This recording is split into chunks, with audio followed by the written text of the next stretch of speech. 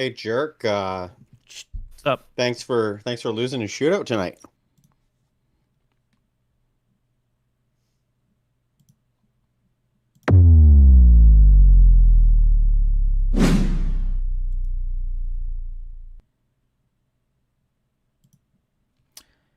Hello, hello, hello, everybody. It is us, the Teal Tinted Glasses crew, here for another show. This week, we're going to talk about a few more teams that were eliminated from the Stanley Cup playoffs. We're going to talk about some goings on. Obviously, the draft is coming up, and you guys have been on us to discuss the draft. So, discuss the draft we will.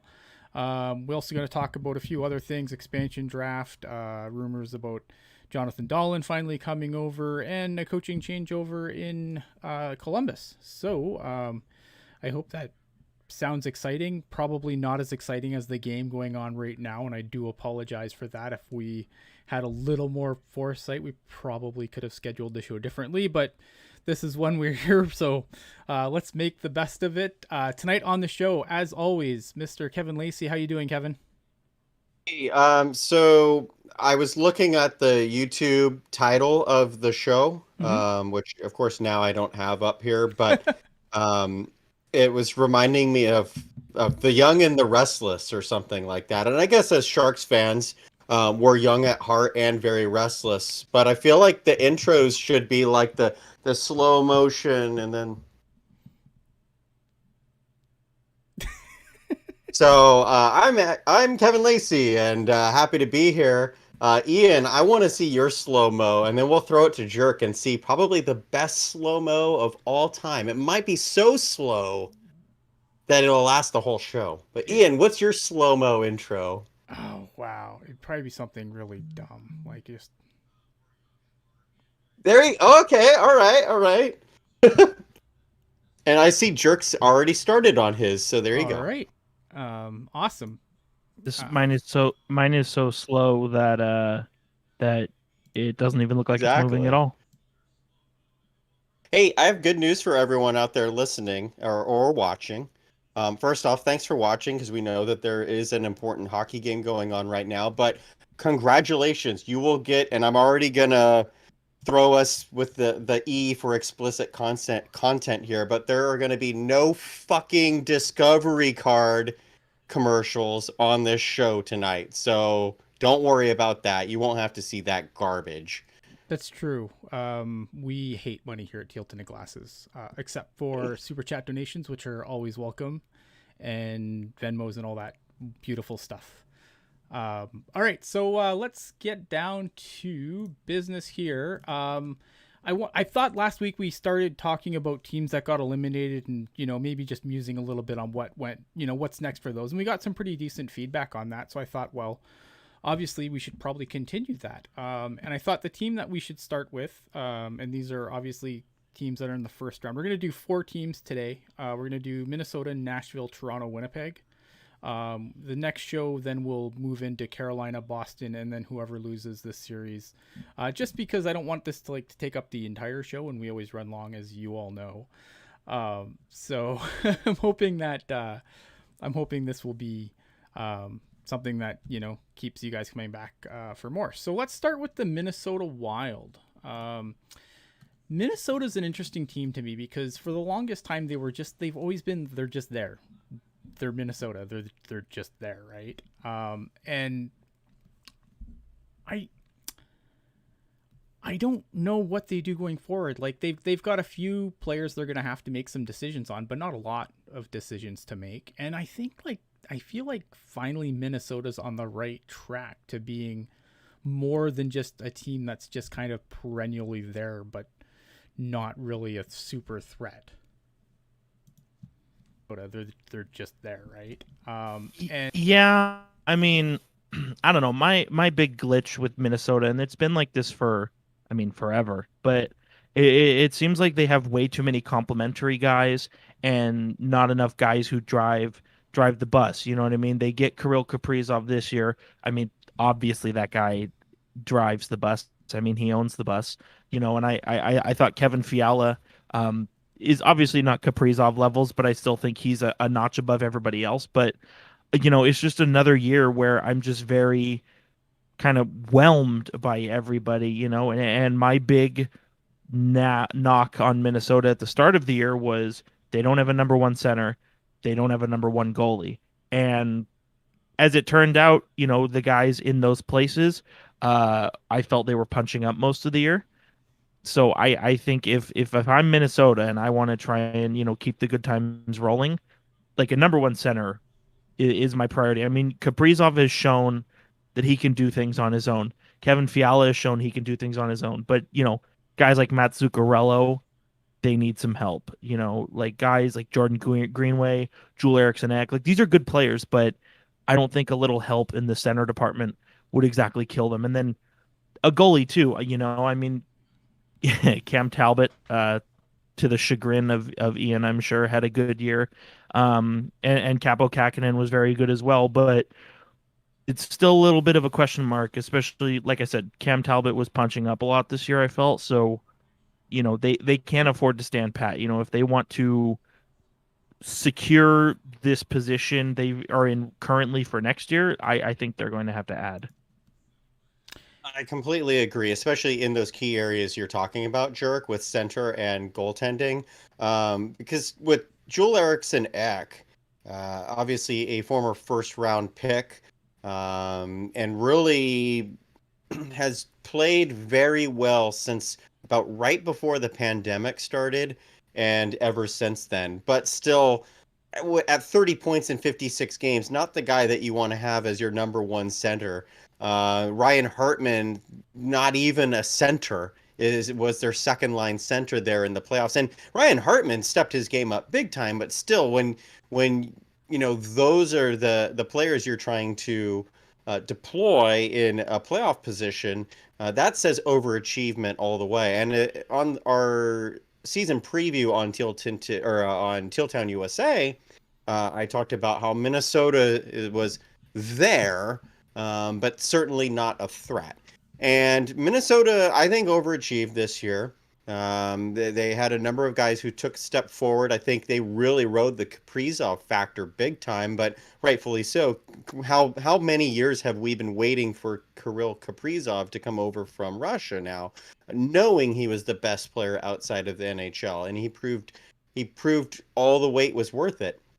But still, they do need some more players. They've got Matthew Boldy in the pipeline, but again, we're talking wingers: Kaprizov, Boldy, Fiala, Zuccarello, Hartman, except in an extreme circumstance. You know, Marco Rossi was out all year, but even then, Minnesota was expected to rely on their 18-year-old draft pick from last year as their number one center right out the box. Yeah, that's a big ask. Yeah, exactly. Yeah. And then with the goaltending, Cam Talbot had a really good year, guys, but has Cam Talbot ever put together 2 consecutive good years in a row? Because I can't really think of it.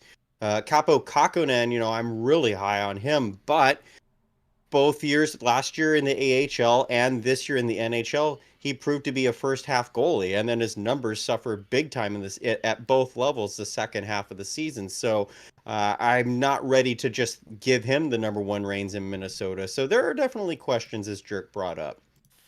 Yeah, and I like that you mentioned Marco Rossi as well, because one of my good friends is a Minnesota Wild fan, and the vibe that I got from him was if Rossi didn't get COVID this year, like he would have been on the team. He would have gotten, you know, 20 minutes a night playing with either Kaprizov or Fiala. So I do agree with you guys. I think it is a tall ask for somebody that young, that green. But, you know, if and maybe this is just anecdotal, but, you know, if what my friend says means anything, it sounds like a lot of Wild fans were wanting him in that position, whether or not he should be there. Right. Yeah, and I think, I think like that's obviously going to help. I think they do have help on the way. The problem is that it's like solving a number one center problem. That's not an easy fix, because no one's just be like, here, have my number one center. It's cool. I disagree. Have you heard what Buffalo is up to? Well, that's true. Buffalo may be the only team in the league that's willing to cough up their number one center. I kind of like that destination though. I don't know if there's anything Buffalo would want other than Kaprizov, but That's the problem. Like, I don't know what you they know, would do. I mean, they do have some, like, the Wild going forward. They're gonna have about $18 million in cap space, probably a little bit under that actually. They've got a few decisions to make. You gotta decide what you're gonna do with Marcus Johansson, Nick Bonino, and Nick Bjugstad. You have to, your RFAs are going to be Kevin Fiala, who you're probably going to pay a little more money to, and you look at Joel Eriksson is going to have to get more than the 1.4 or something he's making now. So they're going to eat into that cap space a little bit. But I mean, they're going to have some room to make, a little move, not a big one, I don't think, because again, they're going to have to, I don't think all their guys are coming back, but at the same time, there's probably, they're going to move to probably do something. The problem is again, can you go out and grab yourself a first line center? Probably not. I will say, I think they also botched the Matt Dumba situation. I mean, a couple of years ago, he was coming off a really good year, 50 points, I believe in 17-18, and you just look at that blue line. I mean, Jared Spurgeon is now on his big contract. Ryan Suter's been on the big contract forever. And Jonas Brodin kicks in next year on his big contract. So obviously, if you're comparing Minnesota's blue line to the Sharks' blue line, it doesn't look as critical, but I still think that they would have been really smart to trade Matt Dumba, coming off of that 50-point season, especially with, by all accounts, how many teams were interested in Matt Dumba. I mean, I stand to think they could have gotten a first-round pick and another very nice piece to go along with it. And now, his point totals have cratered. He's, I would say, their fourth best defenseman in their top four. And unless they can do some gymnastics, they could lose him to Seattle for nothing. Yeah. I mean, I think that's the danger. I think this is a team that you would hope learned from the Vegas expansion, right? Like, you would hope that they'd be like, maybe we'll just lose the player this time. Though, so all the teams that orchestrated a side deal with Vegas, I always felt like Minnesota's side deal made the most sense and was actually the most justified. I mean, you don't lose Matt Dumba at that time. You don't want to lose Eric Stahl at that time. I thought it was very justified. But to your point, like, Alex Tuch looks like a hell player, and hindsight is 20/20. But I think ultimately, I think they would rather have Alex Tuch over Eric Stahl. But you got to remember, at the time, that season Eric Stahl was coming off of was pretty good, and he would actually build on that even more. So it's a tough pill either way. But like I said, I think that one made the most sense, but I do agree with you. They did get dummied a little bit, as did everybody else by Vegas. I mean, let's not they weren't let's not forget that. But I mean, I don't know. They just, in virtue of how many defensemen they have, I almost kind of flirted with the idea of them going for, but I mean, I don't see them asking Parisi or Zuccarello to waive, and so if they don't, Fiala and Jordan Greenaway or maybe Joel Eriksson Ek. I mean, it's kind of they're kind of screwed either way they slice it. Yeah, it's wild that they've for some teams are going into this, like, and we'll talk about this later with the Sharks, but I mean, some teams are going into this expansion draft just with being like, we're not going to lose anyone that we're going to lose any sleep over. And Minnesota, like, they're in the same boat twice. And that's just, to me, that's wild. Like, I don't know how you change your team differently so that you don't end up in that situation again. But it's wild to me that, pardon the pun, that they're in this situation. I was waiting to ask if the pun was intended. No, it definitely wasn't intended, but it's definitely like, it's interesting that they're in the same boat twice. So it'll be interesting to see how they manage to to protect the guys they want and who they're willing to lose in the expansion draft for sure. I think when it comes to the expansion draft, the Minnesota Wild are one of the more fascinating teams to me, and how they're gonna I actually do it. they're one of the only teams in my expansion draft prep to actually go the 4-4 route.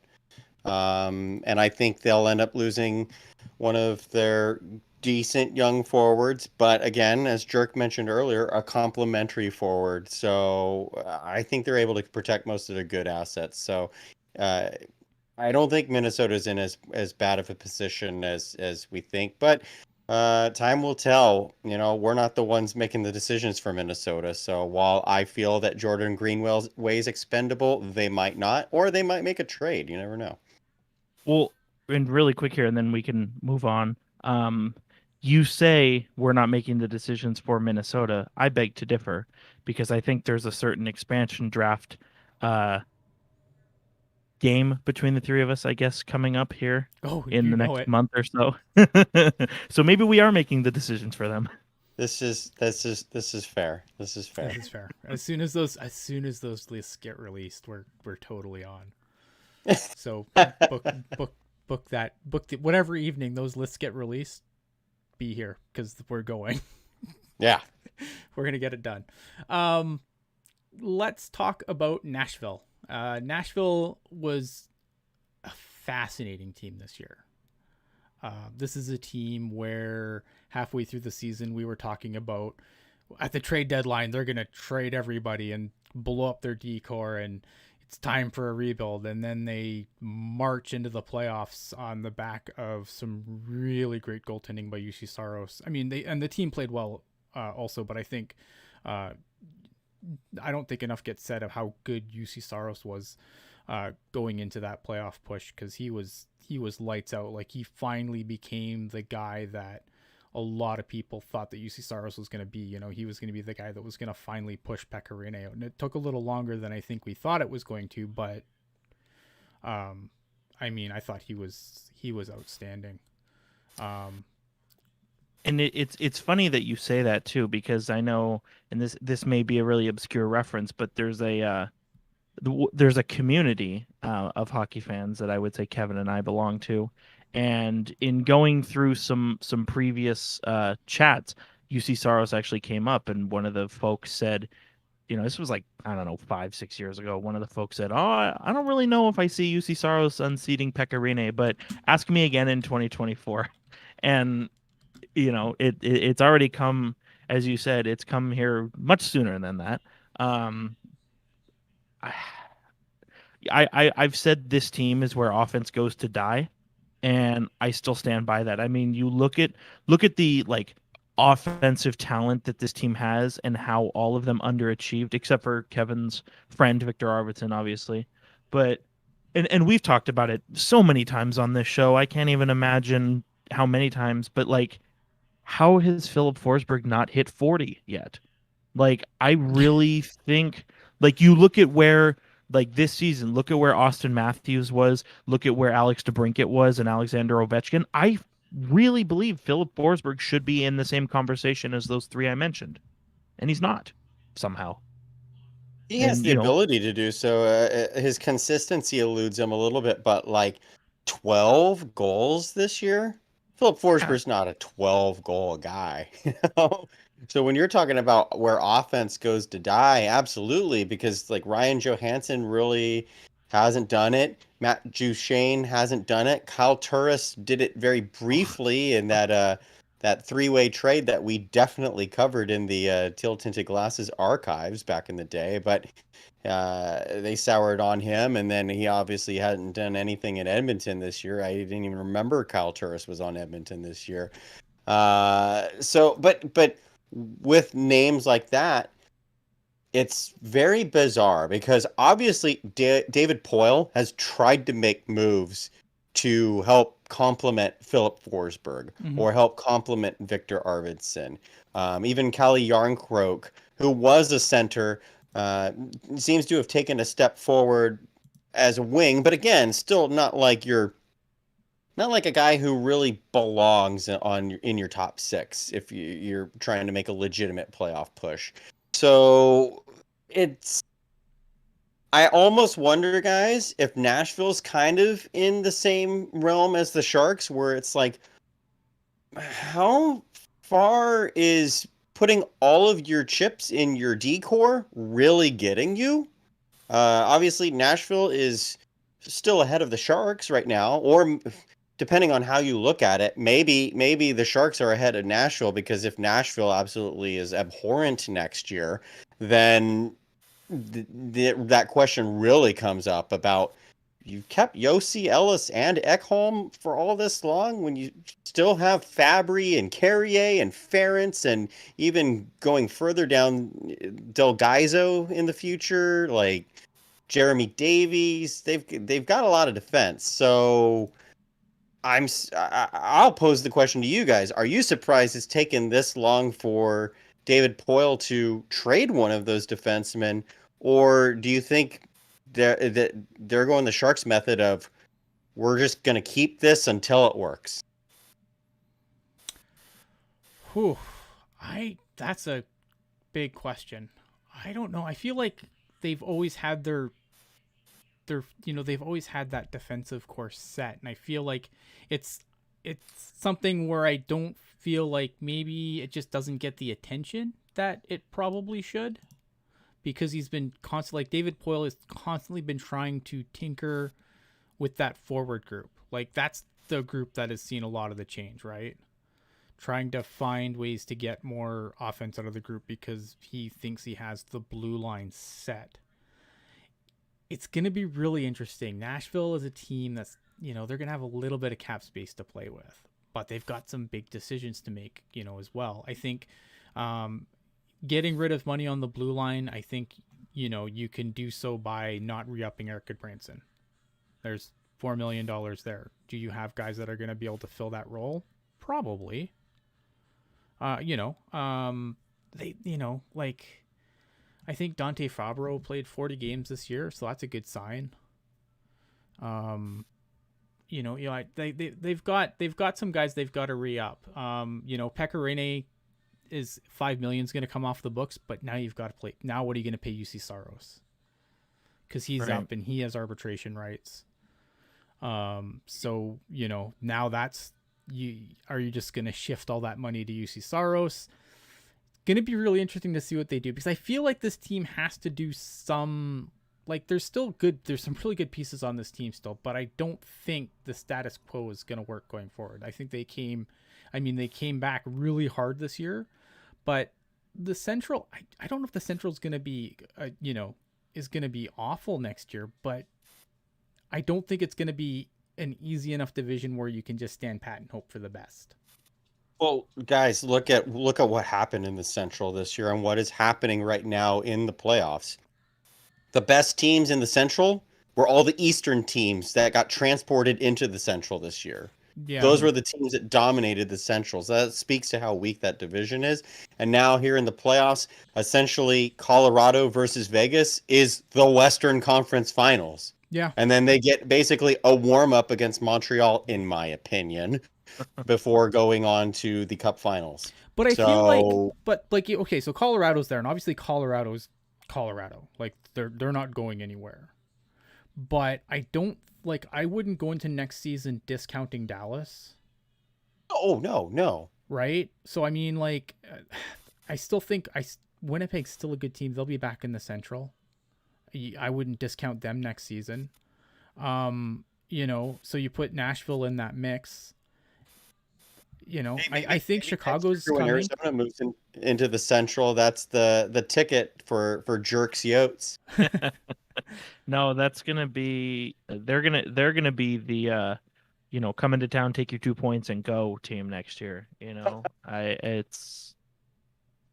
don't think Chicago's gonna sleep forever. Like, I think Chicago is on the verge coming back up.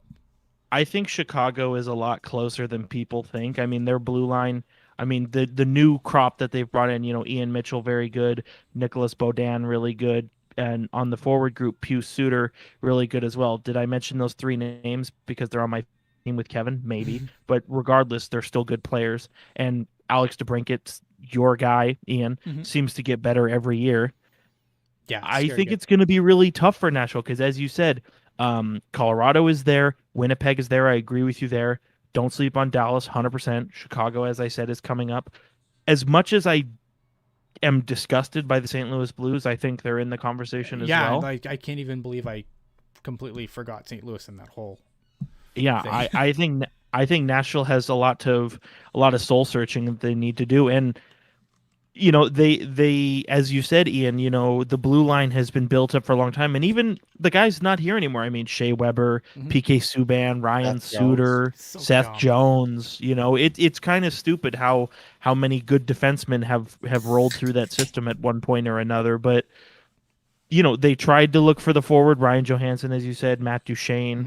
Mhm. They traded for Philip Forsberg years ago. They signed Michael Granlund, who I'm a fan of, and he hasn't been able to figure it out since his 1 year in Minnesota. So even though they've done it already and have been burned by it, I still think they need to find a way to juice up the forward group. And I was thinking to myself a while back, a year and a half ago, I I was really wanting the Sharks to try and buy low on Ely Tolvanen while he was, toiling in the AHL, and now he seems to be, to me, ever since they let Kevin Fiala go for nothing, Mhm. he seems to be like their one exciting forward, outside of Arvidsson and Forsberg, obviously. So I think the blue line. I mean, say what you want, maybe they trade Ekholm, maybe they trade Ryan Ellis, but I think ultimately they need to focus on the forward group and drop a grenade in it, honestly.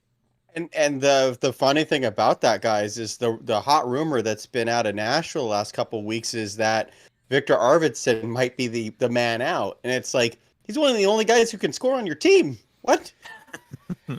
Yeah, well, that's what I always say is like Nashville is where offense goes to die unless you're Victor Arvidsson. Because you look back, like there was one season where he was injured and I think he only played like 38 games or something. He Right, had 20 goals. right. And I'm like, there's other guys who played a full 82 and it's like they were barely sniffing 15. So Yeah. I would drop a grenade on that forward group. And Yeah, and it's gonna be rough, and I think they're another. I think there'll be another team that'll be fascinating in the expansion draft as well. But for I sure, think, I mean, I think they have to protect four defensemen, yeah, and unless they trade one Mm-hmm. before then. But also, what you Yeah. mentioned earlier with the whole goaltending situation, Ian. hmm We always talk about RFAs, and you have GMs who bend and you have GMs who are very firm. right. I feel like UC Soros is one of the few RFAs in this year's class who can go to David Poyle and say, "Look, sign me or you're screwed." Oh, you do And not want to take UC Saros to arbitration. He'll no, kill you in and arbitration. you know what? David Poyle, he's going to be bent over that barrel and he's going to like it. Yeah. Unfortunately. No, I agree. Like you do not take UC Saros to arbitration. There's just no way. I Like do he will think though murder that you. that David Poyle is one of the better equipped GMs to be able to handle. I mean, not. I think he's smart enough to recognize that. I, Well, I would I hope so too. But I sometimes I wonder like a lot of these long tenured GMs like, and I'm not saying like again I don't think David Poyle's a bad GM, but I always get nervous about long tenured GMs that are just so stuck in what they want that maybe they don't see the bigger picture. They start having trouble seeing the bigger picture because they're so focused on I just need to do this and then my team will be better.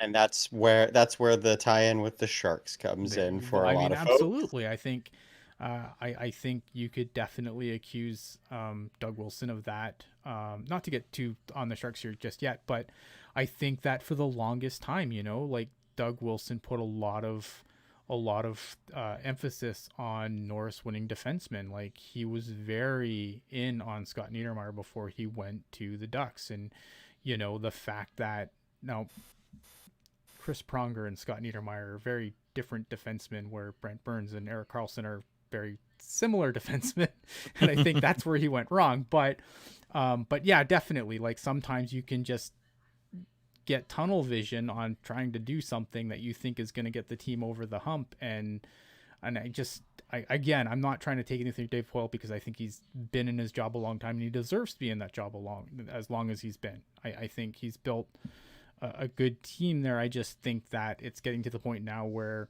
He's been there a little long, and you get nervous that maybe he's lost sight of the bigger picture. And I think that'll be, it'll be interesting to watch going forward.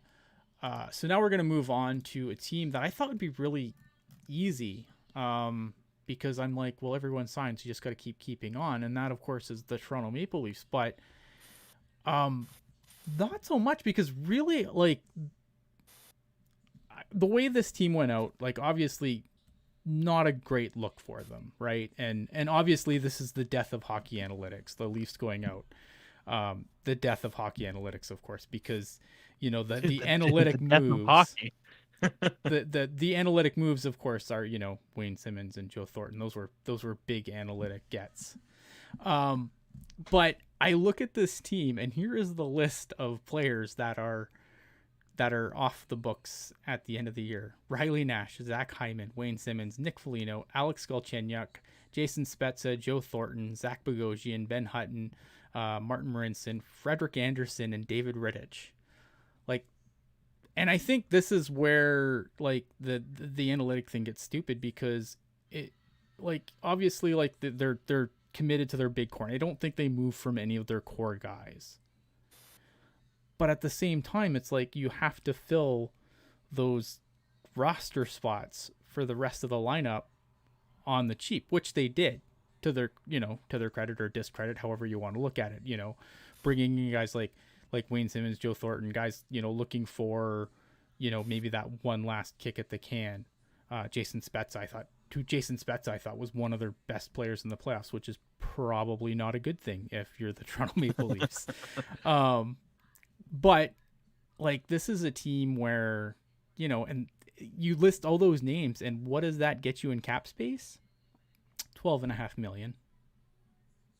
Right. And by all accounts, Jason Spezza wants to come back. For sure. I'd do it in a heartbeat. Good. And yeah, good for them. I mean, he had a good year. He's cheap depth, but again, another year older. Mm-hmm. There's always question marks around that. But again, for cheap depth, he's a good, I hate that I'm even saying this, a good guy in the room. It's a piece you want to keep around. I think, just kind of looking at this, I don't know. I get the vibe that, Zach Hyman's not going anywhere, or if he does, it's going to be like, 11:59 p.m. on July 27th. He's like, yeah, I'm not signing. Like, other than that, I think he's going to end up back in Toronto somehow. The issues I have with Toronto, well, one's like an expectation, one is an issue. My expectation, they need Ilya Mikheyev to revert to how he was in his rookie year.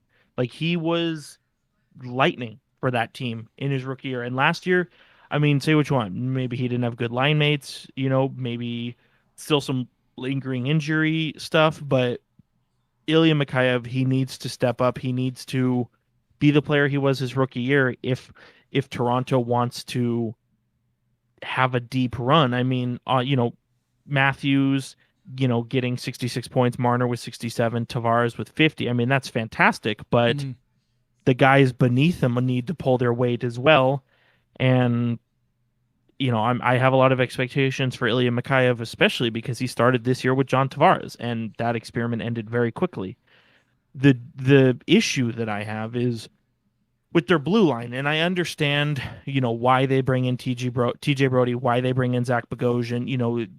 They wanted to be a tougher team to play against, and I respect the hell of it. I think in a lot of ways it was the right play. Only problem with that is you've got now Travis Dermott, who I'm a fan of, and Rasmus Sandin, two young defensemen who I think are very solid for their age, are either on the third pair or in the press box, and they're totally stifled. And, I know you didn't mention Travis Dermott because he's a restricted free agent. I honestly, unless he takes his QO, I don't really see, a future for him in Toronto. And, obviously Rasmus Sandin is locked up, but as a left defenseman, there's no way he's playing above Morgan Riley or Jake Muzzin. It's just not happening. And I respect the hell out of what they did to their blue line. I think in a lot of ways it was the right play, but the stifling of certain guys in favor of, like, making moves that were like a year too late. Like I think they should have gotten a Brody and Bogosian like player for last year's playoffs against Columbus. Yeah. And so there's just a lot of question marks, and I the point that's always going to be banged on as well is, Austin Matthews, Mitch Marner, John Tavares, they're great players, no doubt about that.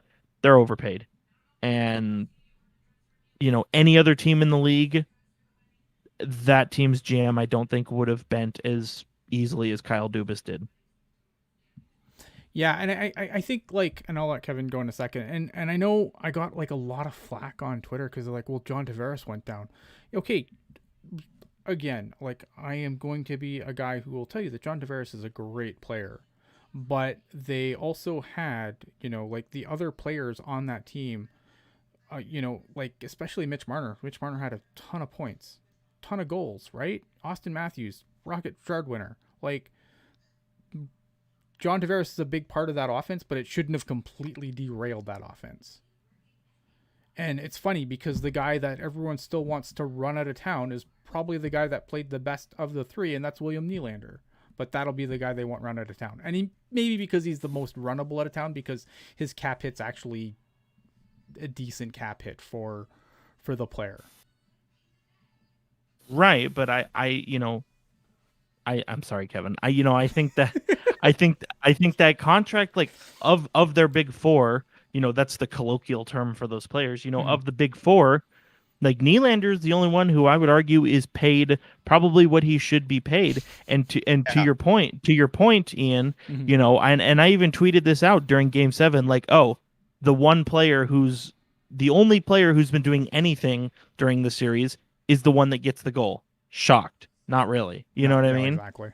And like you said, Marner, Tavares, Matthews, like, they had good regular seasons, but I mean, it's all about the playoffs. Like, if you don't step up in the playoffs, nobody cares about your trophies or your points or anything like that. And I think I saw a stat, going back to the 2018 playoffs, I think Mitch Marner has one playoff goal. Yep. Not enough at all. No, not for $11 million. Like, right. Get real. No, I know, and that's the scary thing. And I don't know, like, I they're gonna come back with the same coach, and I feel like Sheldon Keefe's a good coach. Like, I really like Sheldon Keefe, and I'm a little bit biased. I was gonna say he's your boy. He's my boy for sure. How many years did I say Sheldon Keefe should be the Sharks head coach? So right, it's like, fine. he was the guy. Like, if you asked, like, if you asked us, like, even I think we said it on shows before too. I'm sure we said it on shows, like, Absolutely. if you were gonna go and hire a coach who's not a part of the circle jerk of guys that get hired all the time, Sheldon Keefe was one of the guys that I would have definitely hired in a heartbeat. Kyle Dubas, I think Kyle Dubas has done some good things. He's done some bad things too, like that. Again, some of those contracts are ludicrous. But especially, like, Marner's contract is bad. I don't care what anyone says. It's a bad contract. Austin Matthews, I'm fine with. John Tavares, a little high, but whatever. Like, I understood you had to put your pole in the ground somewhere and said, look, we want this team to be something. And John Tavares was that stick in the ground. So you had to do that. And that's fine. I get it. You had to go out and you had to actually be the team that signed the big guy, because Toronto was always, the team that always everyone said, oh, they're going to get this guy and this guy and this guy and this guy and this guy. And that's not just stupid Leafs fan, that's media and everything else. But, John Tavares was the guy that they finally got, where it's like, yes, we actually got this guy after missing out on other free agents. So I don't mind that contract. I understand what they're trying to do. The problem is now you've got guys making way too much money because of that John Tavares contract. And I mean, they're a mess. I don't know how you fix that. Are they going to be good next year? Yes, they'll be fine. And I'm not good enough to win the Stanley Cup. Probably not. But they'll be there. Will they? I don't know. Like, should they have done better in that series? Yeah, of course they should have, but they didn't, and I don't understand it. There's so much that I want to touch up on what you both brought up, but we'll be here all night because you guys brought up so much. So I'm going to take it a different direction. First, though, I do want to mention Travis Dermott real quick. Mm-hmm. Travis Dermott's ice time fell dramatically after Mike Babcock was fired. he was a Babcock guy. He's still young. He's got time to grow and improve. However, he has not progressed at all under Sheldon Keefe, and his ice time has plummeted. So when you're saying, Jerk, that Dermott might be a guy who gets pushed out, I think 100%, because I don't think he's a Sheldon Keefe guy at all.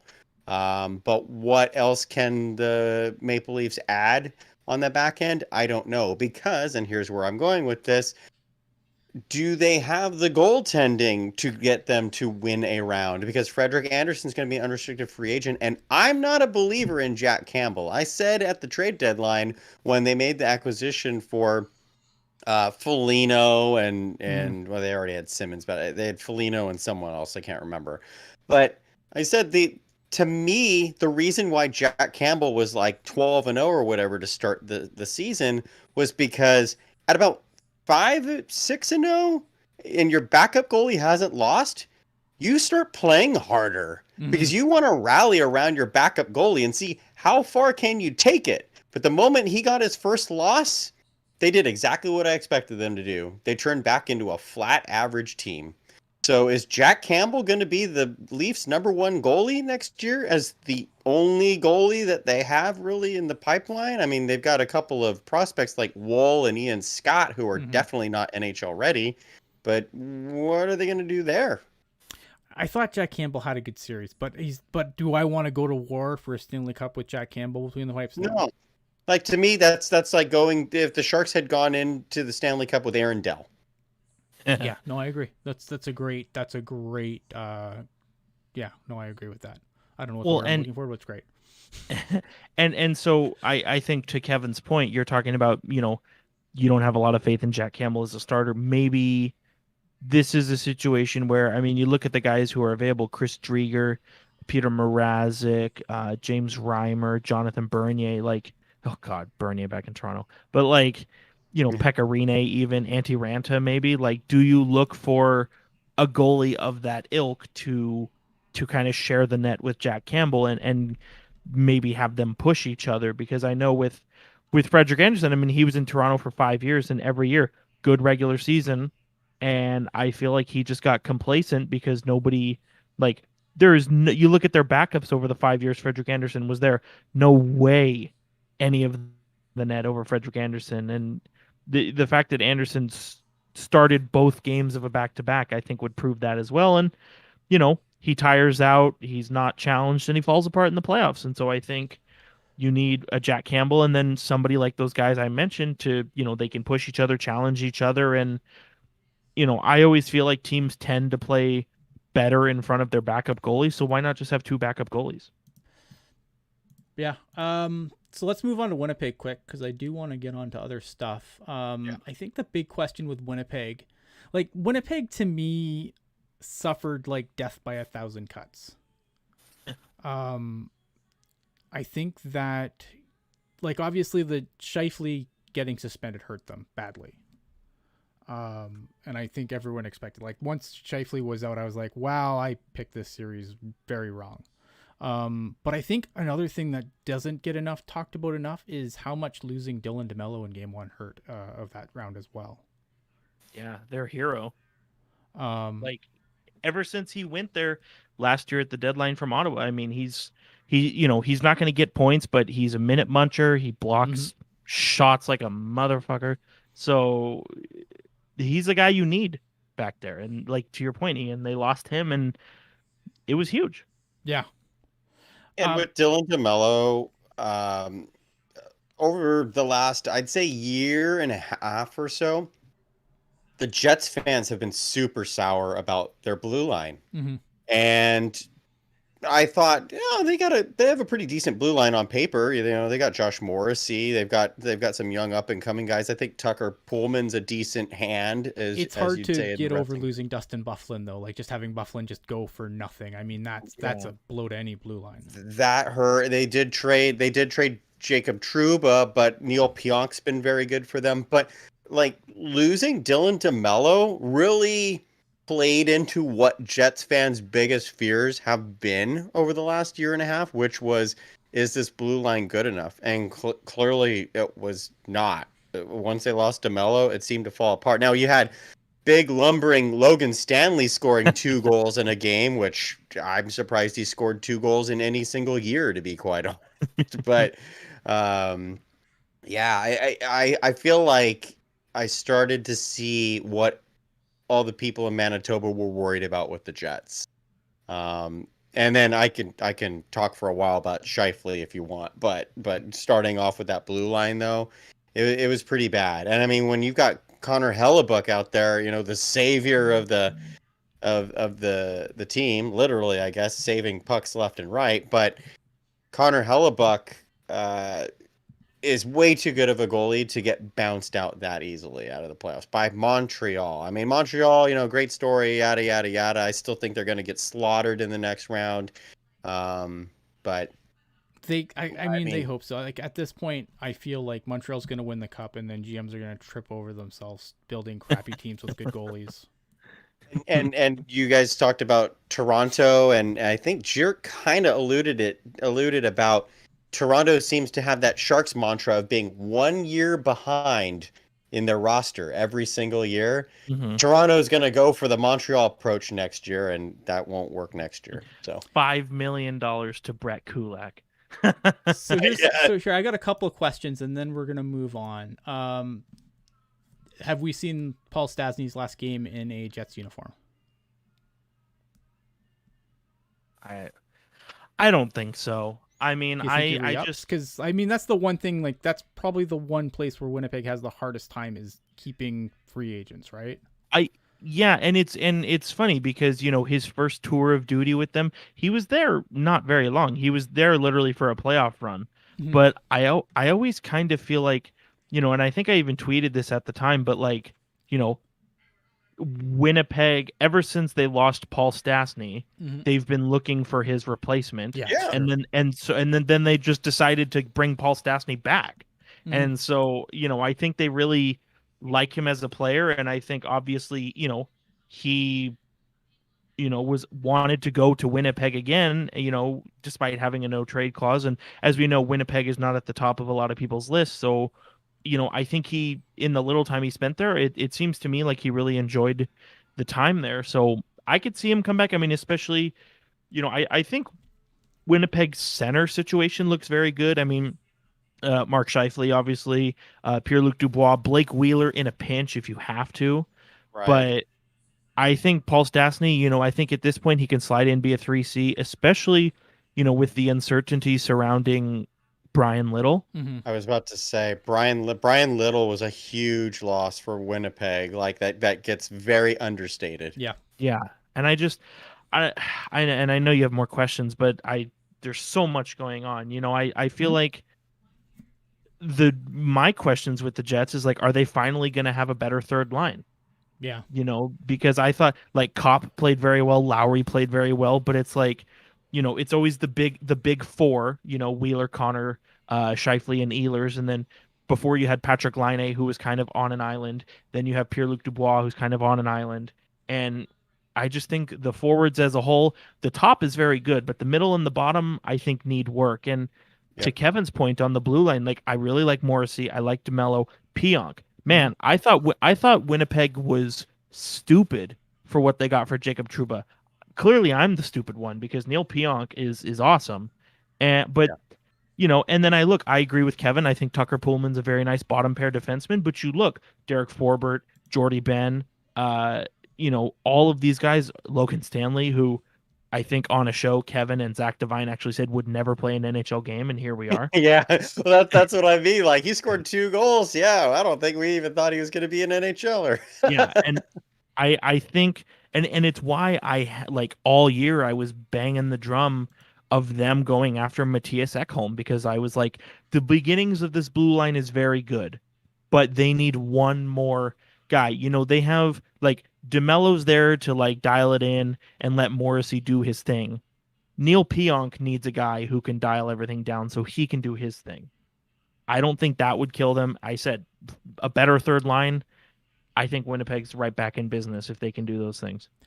Okay, my last question on Winnipeg is a long time ago, we had a run where every time we talked about a coach, we got them fired. And then the following season, every time we talked about a coach, their team rebounded. Yep. And one of those teams that we talked about rebounded was the Winnipeg Jets and Paul Maurice. Paul Maurice obviously been there for a while.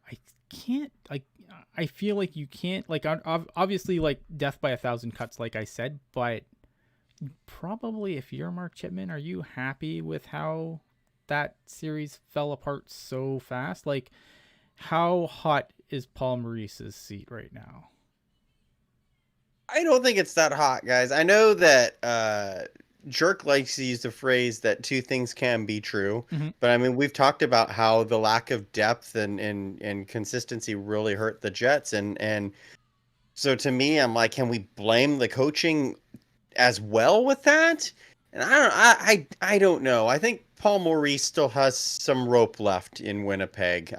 He's definitely been, he's never been the top coach, although I think he's actually has legitimately won Coach of the Year once, but I've never considered him a top NHL coach, but he's always been a guy who's above average, you know? Mm-hmm. And so I think that with the team that he's got and you know, his track record and the fact that how many years out of his career has he been on the hot seat and then it never happens, you know?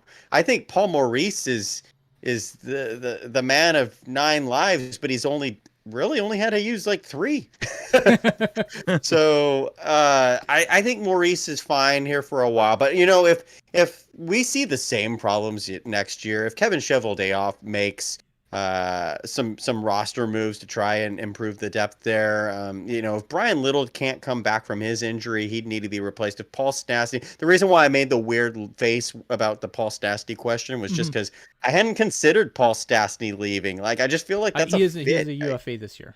Yeah, no, I realize that, but I don't know. I just think that would be a bad move by both teams to part ways, or both the player and the team. I mean, but if they do make moves to replace Stastny, replace Little, and it's the same old show, then Paul Maurice might definitely be, or I shouldn't say might and definitely, because it's one or the other here.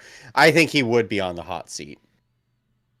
Yeah, and I like how you mentioned our history with coaches on the hot seat, you know, yes. and you're correct. You know, I can recall a show we did. I think we spent 20 minutes about how Paul Maurice, you know, is on the hot seat because the Winnipeg Jets are this, that, and the other. Oh, and then just kidding, 52 wins, Western Conference final appearance. What the hell do we know? Right. But you know, but I agree with Kevin. I think this year, if it's the same old stuff, and I think to your point, I think it goes beyond Paul Maurice if it is the same old stuff, because we've seen before. I mean, Cheveldayoff, when he makes a move, they're home runs. And I know Ian has banged on this for a while, but he is very scared to pull the trigger.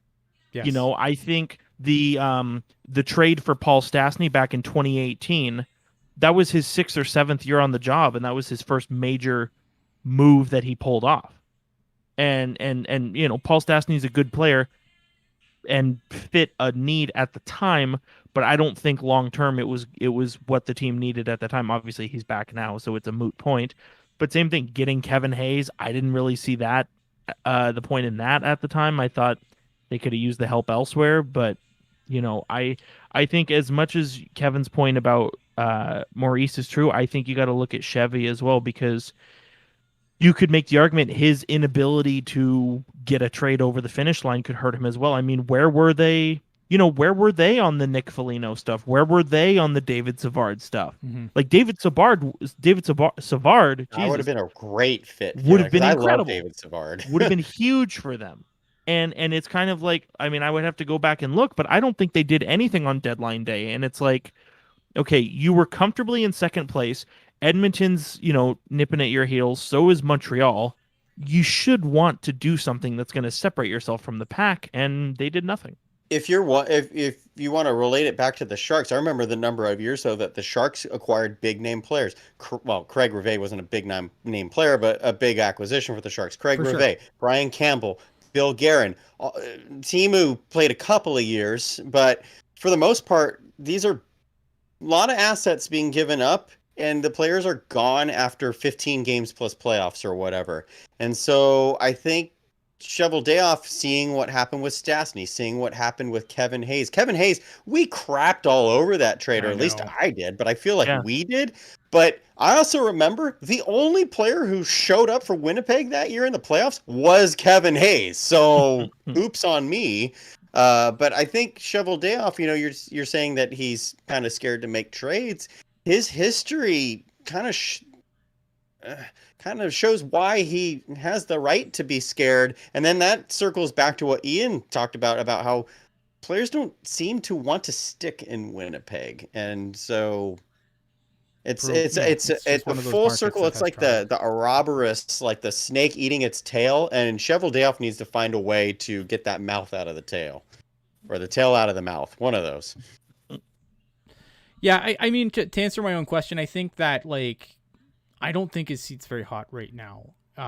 If they flop out of the gate in the fall and things get really ugly really quick there, maybe it heats up. But I don't think his seat is very hot. I don't think he's gonna have to use his 4th of 9 lives. Hey, I have a seg for you here, Ian. Okay. For the next one. So just throwing it back for you longtime Sharks fans. By the way, thanks for watching. Yes. And here on this Thursday night with hockey going on. But thanks for tuning in if you're live, and if you're catching us on replay, no problem. We understand. We're just happy that you're listening or watching us here. For you longtime Sharks fans, remember the fourth period that used to be hosted at the arena, the post-game show with Bill King back in the day? My very first phone call into the fourth period, probably 23 years ago or so, my very first point I said was, kudos to Paul Maurice of the Carolina Hurricanes, because how many years have we said he's going to be fired, and yet he keeps hanging on to that job. And now here we are, like 20-something years later, saying the same damn thing about Paul Maurice with the Jets. So, we used to be a show here at Teal Tinted Glasses that got coaches fired. And if you want to go back to the archives, you can certainly find episodes where we talked about coaches and the very next week they got fired. I like to think that here in this new version of Teal Tinted Glasses, we're getting coaches hired. So congratulations, Brad Larson. You are the new head coach of the Columbus Blue Jackets. Do I like that move? I think it kind of says Jarmo Kekalainen's ready to rebuild in Columbus, to be honest. But Brad Larson's certainly been an AHL head coach and an NHL assistant for God knows how long, a really long time. So congrats to Brad Larson for finally getting over that hump and being an NHL head coach. What do you guys think about that hiring in Columbus? Because that one, I don't know if that's the right move, but hey, I guess they're spinning the wheels. It makes me think, with Columbus hiring Brad Larson, it makes me think that we're going to see some traction on Gerard Gallant, because by all accounts, Columbus was one of the teams that was lining up for his services, along with the Rangers and the Kraken. So Columbus going with Larson makes me think we're going to see some movement on Gallant soon, especially, I mean, he just won a gold with Canada at the World Championship. So I think that's obviously got a lot of people thinking. I don't know. I mean, to your point, Kevin, like he's a coach. Like, he'll stand behind the bench and wear the suit. He hasn't proven himself to fail at the NHL level yet. Very true. Very true. By the way, Canada won the gold medal. I can't believe it, but that's why I chose this hat to wear. I'm wearing it for you, Ian. Even though I'm wearing my Captain America shirt, it's a very weird conundrum right now with Canada and U.S., but just go with it. Congrats for your gold medal. Yeah. I wish I cared. Like, yeah, really. Like, it's so dumb. Like, the world, I don't care. Like, I mean, it's nice, and I'm happy for Mario Ferraro to, to do some winning, but like, I don't know, whatever. Here's the thing with Brad Larson to me. And I feel like this kind of goes back to like the same situation when the Sharks hired Bugner. It makes me wonder if if the ownership looked around and said, okay, here's the guys that are available, but everything sucks right now, and I'm just going to continue paying someone I'm already paying. And I know Columbus fans, I did some cruising of the interwebs and looked at, various places, and Columbus fans seem pretty upset by the move. And does this mean that they're going to go into a rebuild? I mean, they might. Like, they've got some issues that they're going to have to fix. I mean, you want to talk about guys that don't want to stay in town. We just talked about Winnipeg. Columbus is another team that seems to have that problem. Seth Jones is doesn't want to sign an extension. So, obviously that's, problematic. They're probably going to have to trade Seth Jones. I still think there's good players there, but, so I don't know if they have to go full rebuild, but I mean, with a lot of teams got really badly hurt in the last year and a half. And so, I feel like this is a similar situation, obviously Bugner got hired before the pandemic, so they didn't see the pain coming up. But at the same time, I'm sure, we saw attendance at Sharks games dropping and dropping and dropping, so, and Hasso went with the guy that they're already paying. And I have to wonder how much of this is, and this could, I mean, who knows, maybe Kekalainen loves this guy. He's been in there. He's been in Columbus forever. This guy has been, he coached their AHL team from 2012 to 2014 before moving up to the NHL. Obviously, look at, I'm not a big John Tortorella guy, but he's probably one of the better coaches in the NHL. He's been under that learning tree.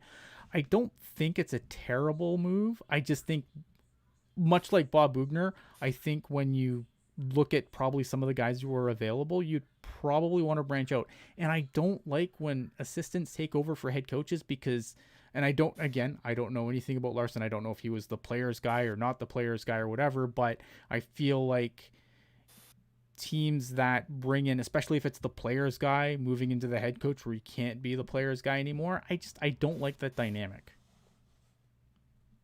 And with Larson, guys, I think,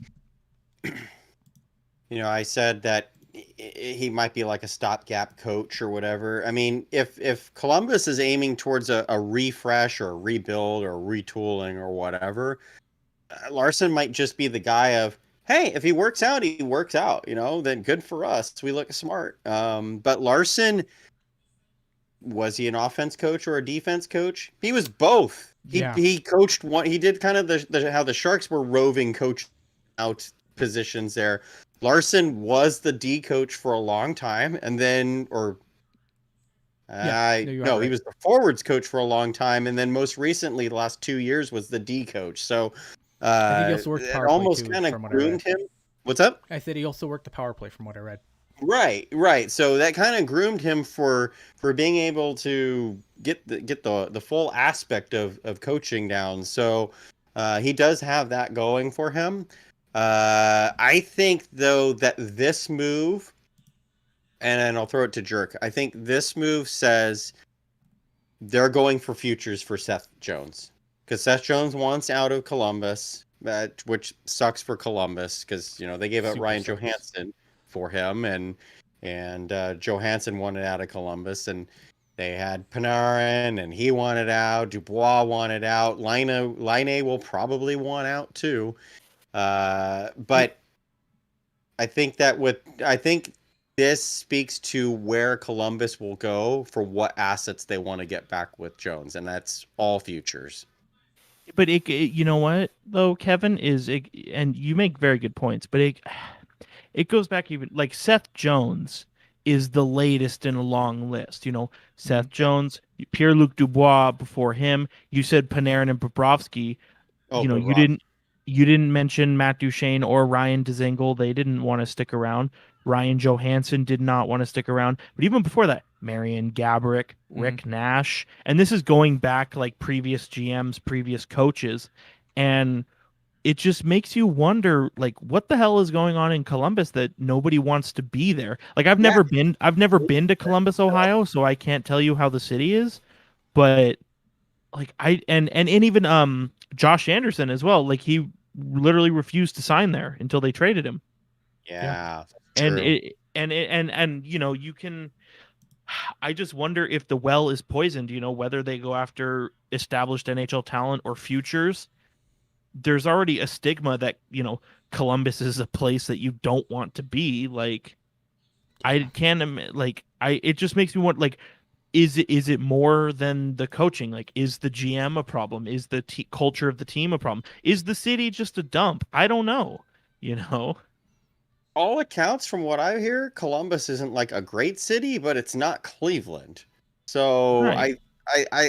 I think it's fine. I don't know what's going on there. I feel really bad for the Blue Jackets fans because the Blue Jackets kind of are like the Hartford Whalers in a way, which is to me ironic because the inaugural Columbus Blue Jackets had like 7 former Hartford Whalers on them, but uh their fan base is so loyal. There's not a lot of Blue Jackets fans, but the ones that are there are right there with their team. And I feel really bad for them because they just need someone they can rally around, and every single player that they can rally around deserts them. Yeah, me too. And to add to that, I mean, for how loyal that fan base is, considering like this is a team that lives in the Eastern time zone and played at 10:30, played a bajillion 10:30 games through most of their first years, like before they finally got moved to the East. Like logically they should have been all along. I mean, I understood why they're in the West, but like, yeah, I mean that fan base has put up with a lot of crap. And you could say, oh well, Detroit did the same thing for so long too. Yes, but Detroit has like, and as an arbitrary 6 team, like they had the fan base that they had the time to build that fan base up. They've had success. Columbus, I mean, they've had a little success, but I mean they have to be one of the least successful teams of the new expansion era. Well, and that's the thing. Like you said, Detroit, they had time to build up the fan base. Detroit was also a good team. I mean, 4 Stanley Cups, between 97 and 2008. That's a very good, dynasty. If you look at Columbus didn't make it out of the first round until their 18th season in the NHL. Yeah. And did they get swept? They swept Tampa Bay, and then they get out of the first round. Yeah, Sorry. they didn't move past the first round Right. until their 18th season. But to your point, Kevin, the other times that they made the playoffs, I know they got beat by Pittsburgh once. I believe they got beat by Detroit twice. So it's been I mean, I don't want to say failure, but it one time that you won a playoff round in 18 years, and you can't even count the bubble because the playoff round they won last year was, round 0. Right. Like and I don't know what, like, they've got good players, and obviously certain players have fit really well there. Cam Atkinson, friend of the show, Oliver Bjorkstrand, Jack Roslovic, like these are guys who have fit really well. Yeah. And they've got 2 very good goalies, one of whom I imagine will get traded, but it's like, like I said, I don't know if they need, like, from the top of the ownership group, if they just need a total internal, C-level executive rebuild. I don't know, but it's very peculiar because, like I said, that list of players that I provided, that's going back multiple GMs, and I failed to mention Jeff Carter in that list as well. Oh no! There you go, Jack Roslovic, the one guy who wanted to go to Columbus. Maybe that's who they need to rally around. Maybe and maybe that's all it takes, right? But that's what I mean. They need something to grab on and hold on to. Like I feel really bad. So in that respect, I hope Brad Larson succeeds in Columbus and then loses in the Cup Finals to the Sharks. But I mean, they just, I feel so bad for that market. All right, so let's talk some Sharks because we've been talking for an hour and we're the worst Sharks podcast ever. Let's talk some Sharks. Jonathan Dahlen. Rumors were that he had signed a deal. Doesn't sound like anything's set in stone yet. Jonathan Dahlen, I think, is a guy that could help the Sharks if they can get him here. I think he's a guy that I don't know. Where are you guys at on Jonathan Dahlen? Like, I feel like he's a guy that you throw, like, if he wants the one-way deal, you give him the one-way deal and see what happens. Don't give him a long one, but give him a one-way deal and see what happens. Mm-hmm. Like, where are you guys at with Jonathan Dahlen at this point? Jerk, go ahead before I rant. Uh-oh. The skill is very tantalizing. The attitude, I'm not so sure, and it's long documented, especially on this podcast. You know, he has his little game he wants to play where he says NHL or I'm going back to Sweden. And it's like, okay, fine, go back to Sweden. So he goes back. And then last year the Sharks say, "Hey buddy, we got an NHL spot for you." "Oh, sorry. I'd rather play in the second tier Swedish league."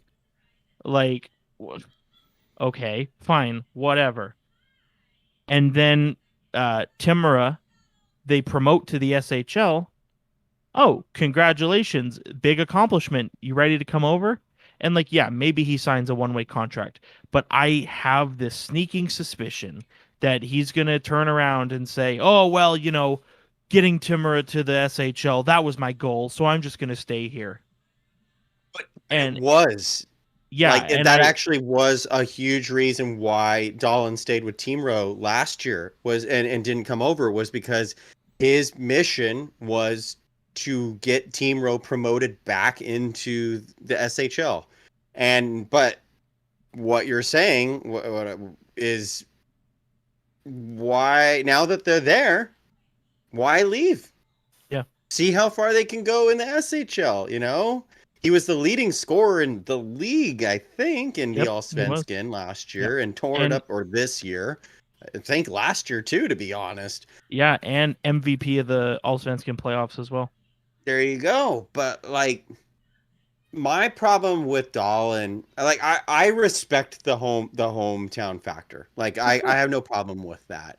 The problem that I have is the whole, "I don't want to play with Utica because I'm an NHLer." Really? Because your 12 goals say otherwise, you know? "I don't want to play for the Barracuda because I should be in the NHL." Then why were you a healthy scratch in the playoffs for the Barracuda? You know, like, this, something's got to give with Dahlen. And I don't mind if he does stay another year in the SHL, because for me, I want him to prove that he can put up the points in a top league, because he didn't in the AHL. He hasn't played at all in the NHL. And as far as I'm aware, he's never played in the SHL. And if he did, it was when Team Row was getting relegated. So show me something, because he's got the tools. He really does.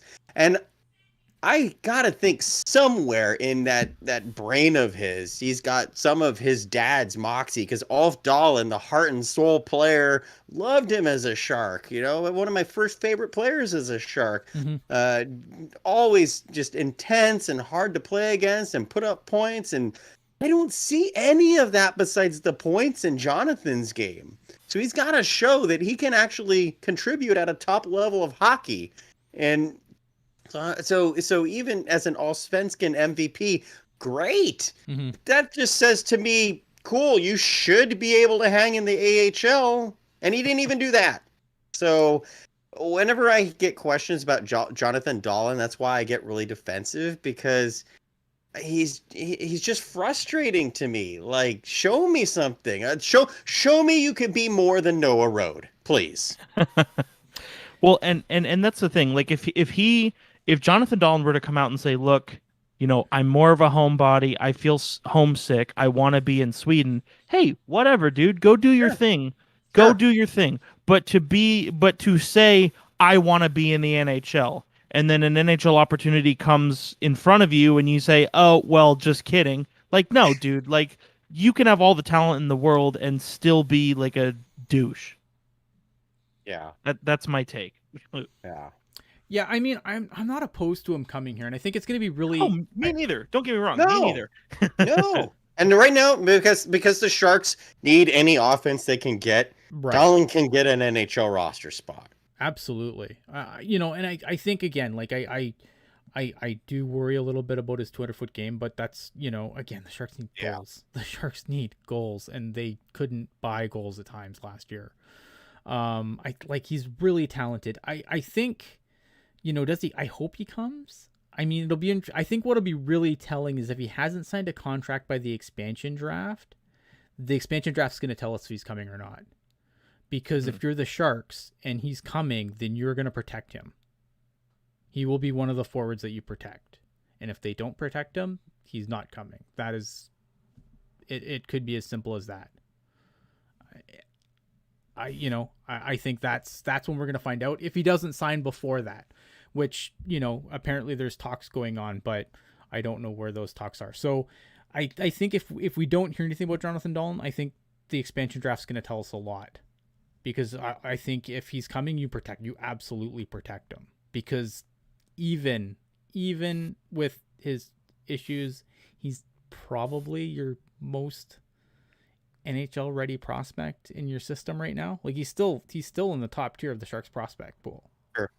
Mm-hmm. And I like what you said too, where you're worried about his 200-foot game, but at the same time, the Sharks need goals. And yeah, and that's something, I'm going to borrow a phrase here from Ray Ferraro, obviously, but one of the things he always says is like, I don't care about this specific players. I don't care about your 200-foot game. I care about your 85-foot game in the offensive zone.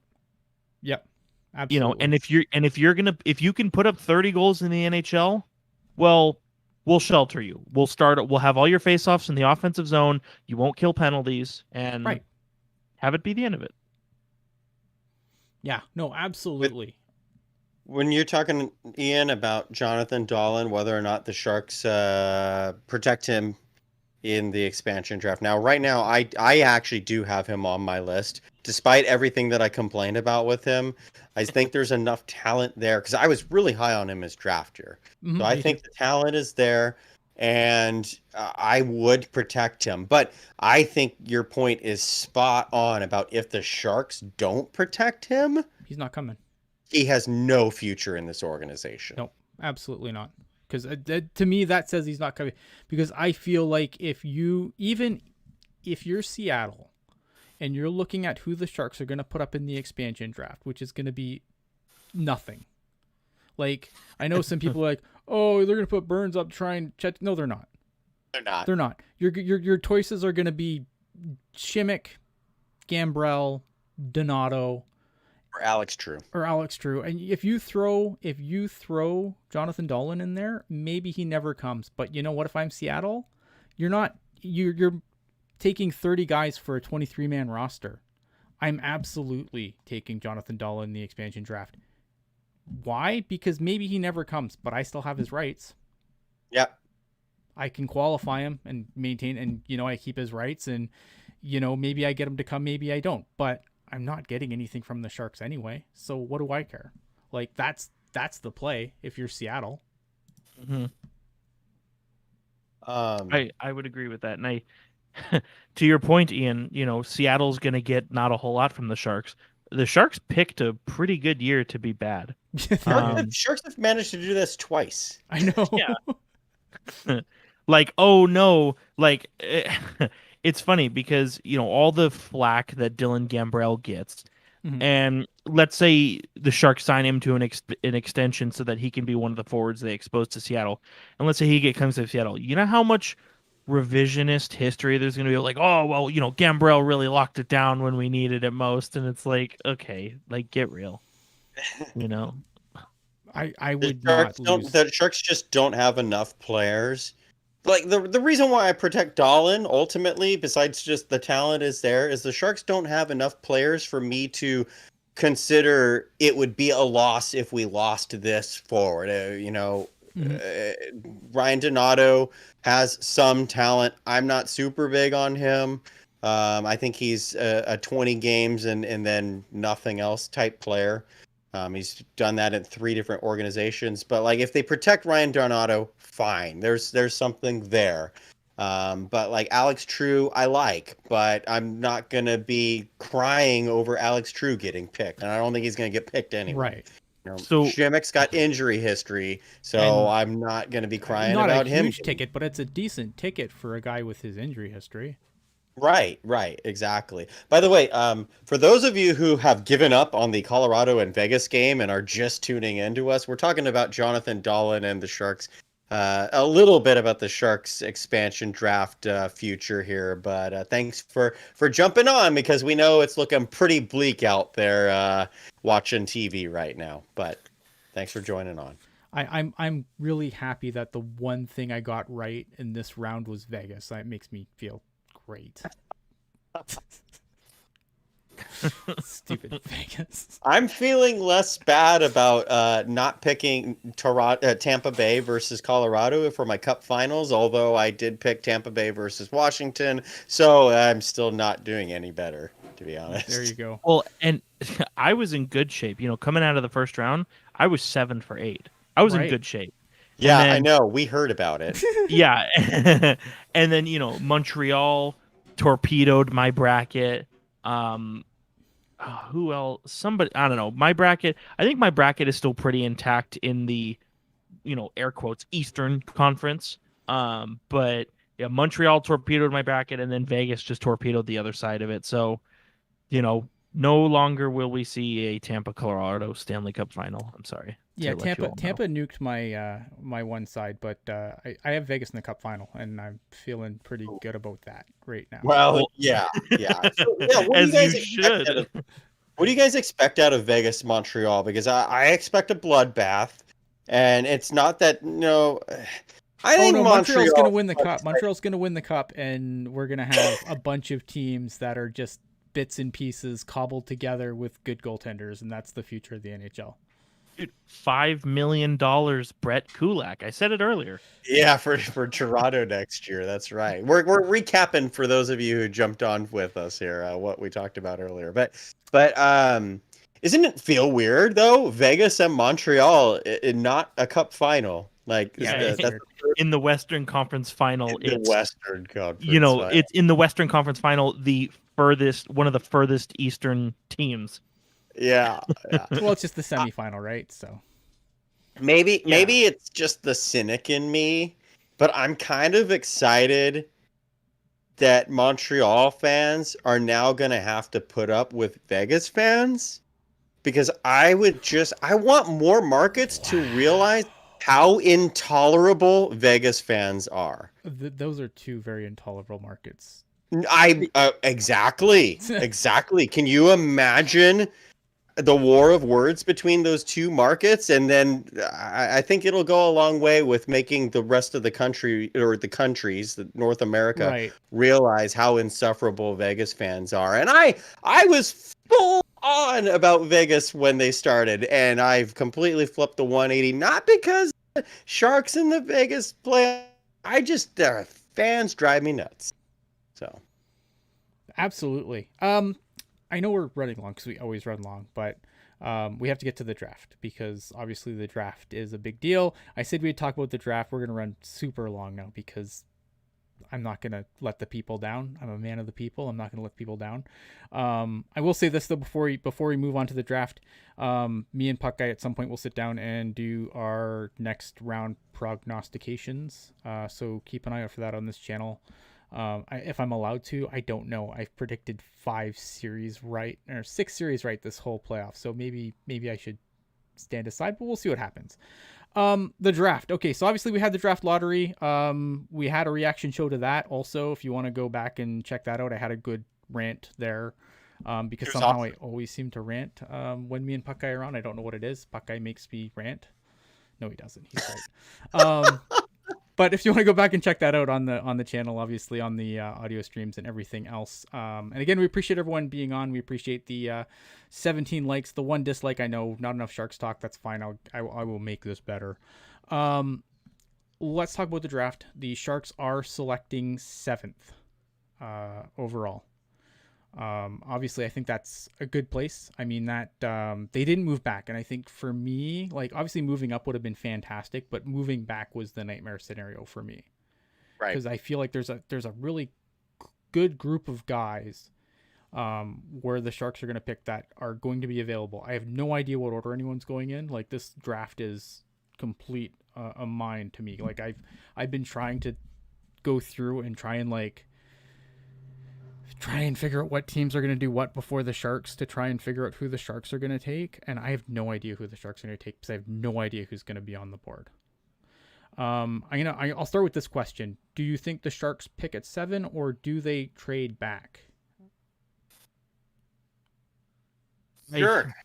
I think it depends on what's available, because I know I can already picture the chat. You know, it's going to be pitchforks and torches. No, you can't trade another first round pick. And I'm not saying that it should be traded outright, but if the Sharks identify some kind of forward that can help out their depth, maybe you make that move. And that's not to say, obviously, you're not going to get somebody, if I'm comparing to previous Sharks deals, you're not trading 7th overall for Evander Kane.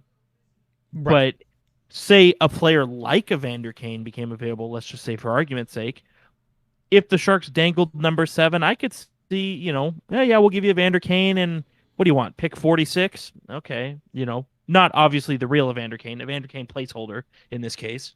Like, I could see something like that happen where you move back and you pick up something that you can use right here, right now, because say what you want about where the Sharks are, they're a right now team. Whether or not they can win right now is another conversation. But in terms of trying to compete, emphasis on trying, they're a right now team. And that's not to say that they're going to torpedo all of their future assets elsewhere. But like I said, if a team comes to you and says, hey, we'll give you a young-ish NHL-ready forward and something else for number 7, I think the Sharks should take a look at that. I think it depends on the Sharks always have a player that they have their eye on. Mm-hmm. Like they target someone and they tend to stick to that. So we know that they may not necessarily go for what a lot of people, what the masses consider the best player on the board, but they pick a guy in the ballpark and then they shoot for that. So I think it depends on whether the Sharks are looking at a forward or a goaltender, a defenseman or a goaltender, because I think the Sharks would be fine drafting a top level forward, because I think there's still lacking that. Bordeleau is great and all, but I still think Bordeleau projects as a second line forward. Sharks need a first line forward. They need a future defenseman that's can do everything, especially defend. They need a goalie of the future, I still think. So, like, going down the goalie avenue, I can't remember his name. I know his first name's Jesper Wallstedt. He plays for Brynäs in Sweden.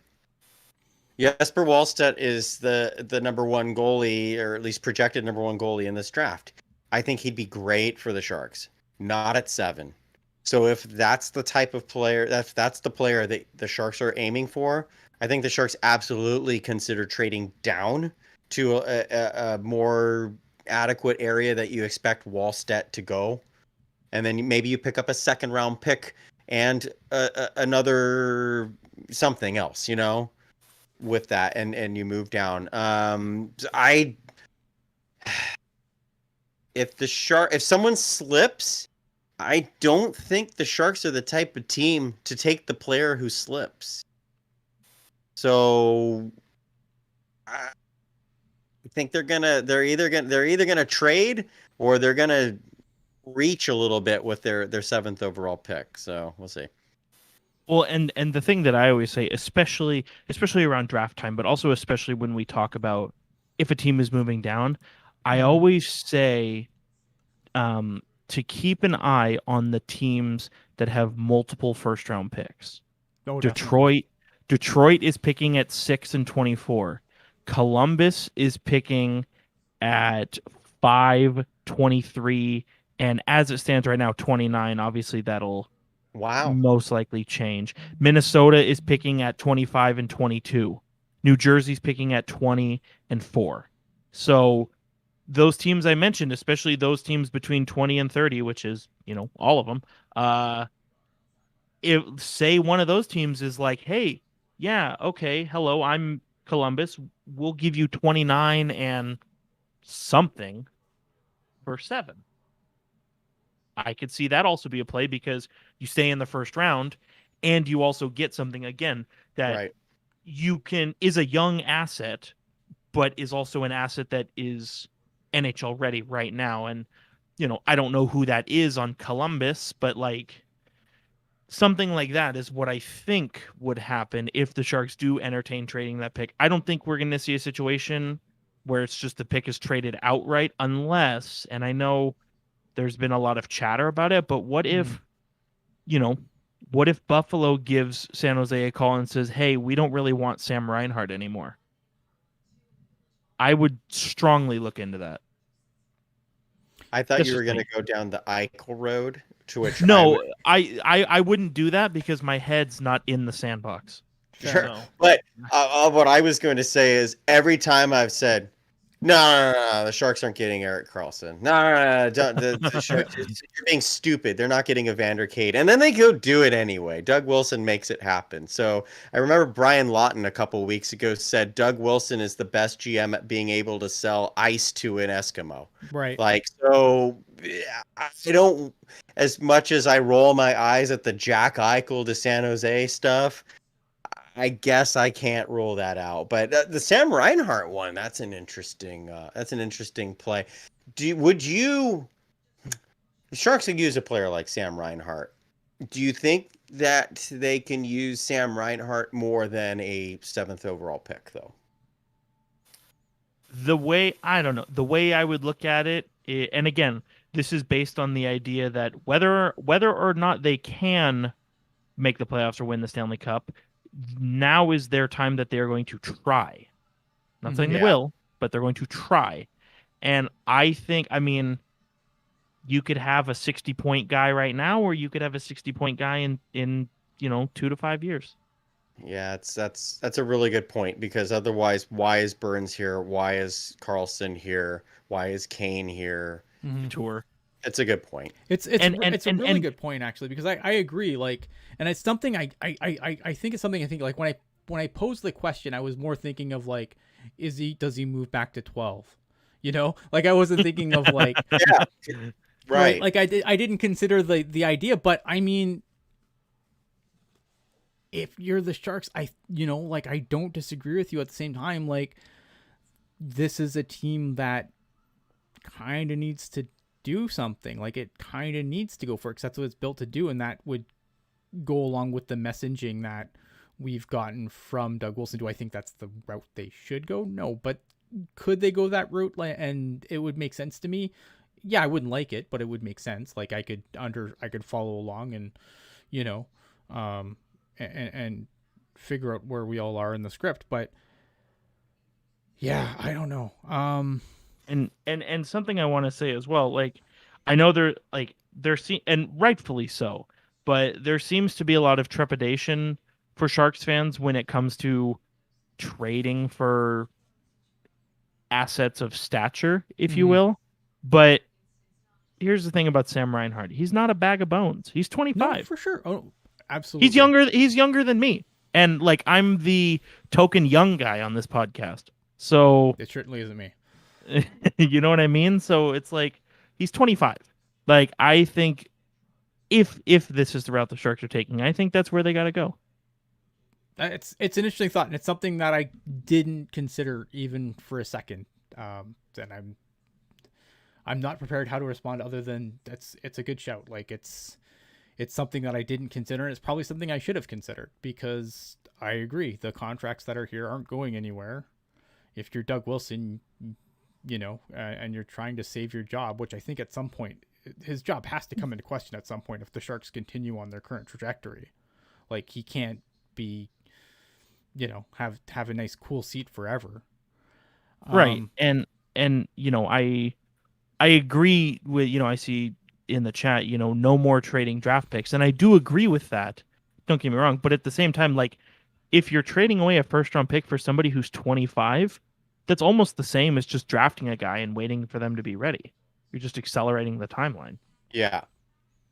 I'd be Yeah, sad. that's the thing is if you're trying to get a player like Sam Reinhart, we're arbitrarily still using his name. Right. If you're trying to trade or if you're trying to draft a player like Sam Reinhart when you can get the actual Sam Reinhart, why not? Yeah. Like No, why not jump for now? I agree.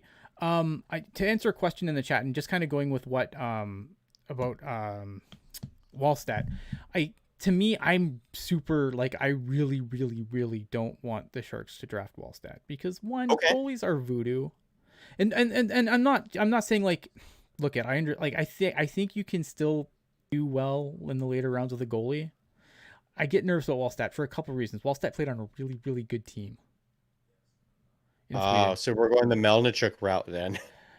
Yeah, so that could give you concern. Also, if you're like, see, to me, a team that I think should take a long look at Wallstedt would be a team like Detroit, a team that is picked in the top 10 multiple times in the last years. Like, I feel like that's where you can go out and say, yeah, I'll take a goalie because you've already gotten other chips. I think when your prospect pool is the bag of bones that the Sharks is, you need players. And goalies are voodoo. It's the biggest gamble. I mean, yes, you can take another player and that could be a gamble too. But to me, like goaltending is just the biggest gamble because you have less than no idea how it's going to turn out. Because we've seen goalies come in, flash in the pan, and then completely fall off. Like top-rated goalies. Like you look at a guy like Eric Comrie's a great example. A guy who everyone was super high on, never amounted to anything. Right? Mm-hmm. Like, do you want Zach Fucale comes to mind as well. Zach Fucale, right? Like, there's just things that are with goalies where I get really nervous. I feel like if you've drafted in the top 10 multiple years, I feel like then you can take a goalie. Like, if I'm Detroit, I'd probably take a good look at Wallstedt because I've already drafted a bunch of top 10 players. So I have the foundation, and Detroit, under Steve Yzerman, they're going to do big things with that prospect pool, and it's gonna be solid because if we have Tampa to go by the model, we know what he did in Tampa. It's only gonna be a matter of time till he repeats that in Detroit. I don't know. To me, I feel like it's your first top 10 pick in since what 2015. Mm-hmm. Like that's I don't know. I want a little more of a sure thing. And I feel like you can address goaltending in a ton of different ways. You can address it in free agency. You can take goaltenders later in the draft. Like I some of the players that might be available here, like I'd be just really disappointed if Wallstedt went over a couple of them. Sure. Well, yeah. I think 7 is way too high for Wallstedt. But I do worry a little bit, and it's been almost 20 years now, but like with Marc-Andre Fleury projecting to take Vegas to the Stanley Cup final here. He was a first overall pick. That's obviously rare, but I wonder if that starts putting the seed back into some teams like, hey, maybe it's okay to draft a goalie that high. Because the recent trend has been, do not draft a goalie in the first round unless it's Spencer Knight or Askarov. Like I don't like it that high either. Like, and yeah, I know like we can use recency bias for Marc-Andre Fleury, but there was a stretch where Marc-Andre Fleury like single-handedly took the Penguins out of the playoffs for multiple years in a row. Oh yeah, well, that's and the this thing. is forgotten now because of what he is. But there was a stretch where Marc-Andre Fleury single-handedly took the Penguins out of the playoffs. Yeah, he was not good his first few years in the league. Yeah, but even like those middle years, like to Ian's point, like I how many times, I know 2013 comes to mind, obviously 2016 as well, but how many times he lost the net at one point to Thomas Vokoun, who was like, years past his best before date for sure. Yeah, like it's like when, but I'm like, oh yeah, Thomas Vokoun was on Pittsburgh for a little bit. Yeah, and you talk about goalies are voodoo, especially in the first round. Like you look back in history, like for every Andre Vasilevsky, the Malcolm Subban. Yep. for for every Spencer Knight or Askarov, as you mentioned before, there's like There's a Jack Campbell. exactly Jack Campbell, then and you say, oh, okay, well Thatcher Demko is really good, and it's like, yeah, okay, well, it's not always going to happen. It's very rare. Yeah. Not even the first round, but like look at second round picks. Since you mentioned Zach Fucali, you know who was taken 2 rounds later, or at least if I remember, it's 2 rounds later than Zach Fucali. UC Saros, who we talked about earlier. Right. Yeah. Alex Nedeljkovic led Carolina to the second round of the playoffs this year. You know who the projected top goalies were that year? Not on my board. I had Nedeljkovic as my top goalie, but projected Mason McDonald and Evan Fitzpatrick. Right. Who and who? Right. So, yeah, sometimes it helps to wait. You don't necessarily need to use a first or even a second round pick on a goalie. But if you're the Sharks, you cannot use a third round pick on a goalie. No. You just should trade all your third round picks away. Period. And this, and this is obviously a bit more of a recency bias, but like even guys lately who've come up, like you look at Jeremy Swayman with Boston, 111th overall. Yeah. Like, because goalies are voodoo, as we've talked about for the last 15 minutes, you can get away with getting very good players very late. Okay, so like I said, I've been trying to set my board, and this has been just a weird, like, for one, I've had to do a ton of work in the past week to just get a board. Because, like, and I don't want to, like, make this sound terrible, because, like, obviously this year's been awful for a lot of reasons, and it's been probably more awful for other people than it's been for me. Like, oh no, there was no junior hockey. Boo-hoo, poor Ian. Like, I appreciate that. Like, comparatively, I probably have it better than other people. But, like, I was just so over not, like, Sharks hockey. So, like, this past week, because everyone's like, oh, TTG's coming back, you guys got to talk about the draft. I'm like, oh, crap, I have to actually do work now. And boy, did I do the work. So I guess my next Doing better than me, bud. My next question is so obviously I don't know who's going to be gone. Like, I feel like Powers, Beniers, like, those guys are probably gone. There's a couple of other guys I think are probably gone. Let me bring up my thing here. Like, okay, so I feel like this reminds me of 2015, because there's a lot of defensemen I really like in this draft, and I feel like they're all going to be gone by the time the Sharks pick. Do you think Hughes will be gone by the time the Sharks pick? He could be. Okay. Would you be shocked if the Devils took him? No, I really wouldn't, and I haven't done the work yet. I'm still waiting for more lists to come out here, and this is going to be kind of also in line with the goaltending about, do you take Wallstedt, do you drop, whatever. It's going to be just an overall hard draft to gauge because of the lack of games being played, like you said, no juniors and stuff. So, no, I don't think it would be a surprise if the Devils took Hughes, but I also. I don't know. I think that there's enough chatter about because I love Beniers, Gunther, Power. I've heard a little rumblings about Eklund. I don't know if he's up there. But Eklund's top of my board. We'll get there though. There you go. See, I think Hughes could drop, but I'll let you. So like here's what I have right now. I feel are definitely going to be gone. I feel like Simon Edmonton's going to be gone, because there's no way a defenseman that size doesn't get taken high. Yeah. Right. I have Hughes gone. I have Beniers gone. I have Power gone. I don't, and that's the weird thing, right? Because I can't, like, this draft, I just cannot figure out where guys are going to go. But I feel like those are the likely gone. So they're not, those four guys are Hughes, Beniers, Power, and Edmondson aren't on my board at all. I kind of think Brant Clark's going to be gone, but he's a guy that I'd really like too. But I feel like he could be gone as well. Yeah. So like the guy I really like, so here's my top 3 right now. If I had, like, And Are we again, these talking guys could defensemen all or be off the overall board. players? Because like Beniers is a forward, for example. Right. So this is what I have. I'm not 100% that Clark's going to be gone. So he's number 2 on my board. I really like Brent Clark. William Eklund's the guy that I would like at 7. Yeah, But I'm same. terrified that he won't get to it. Like he won't fall that far. Okay. Yeah. You know, where's my notes here?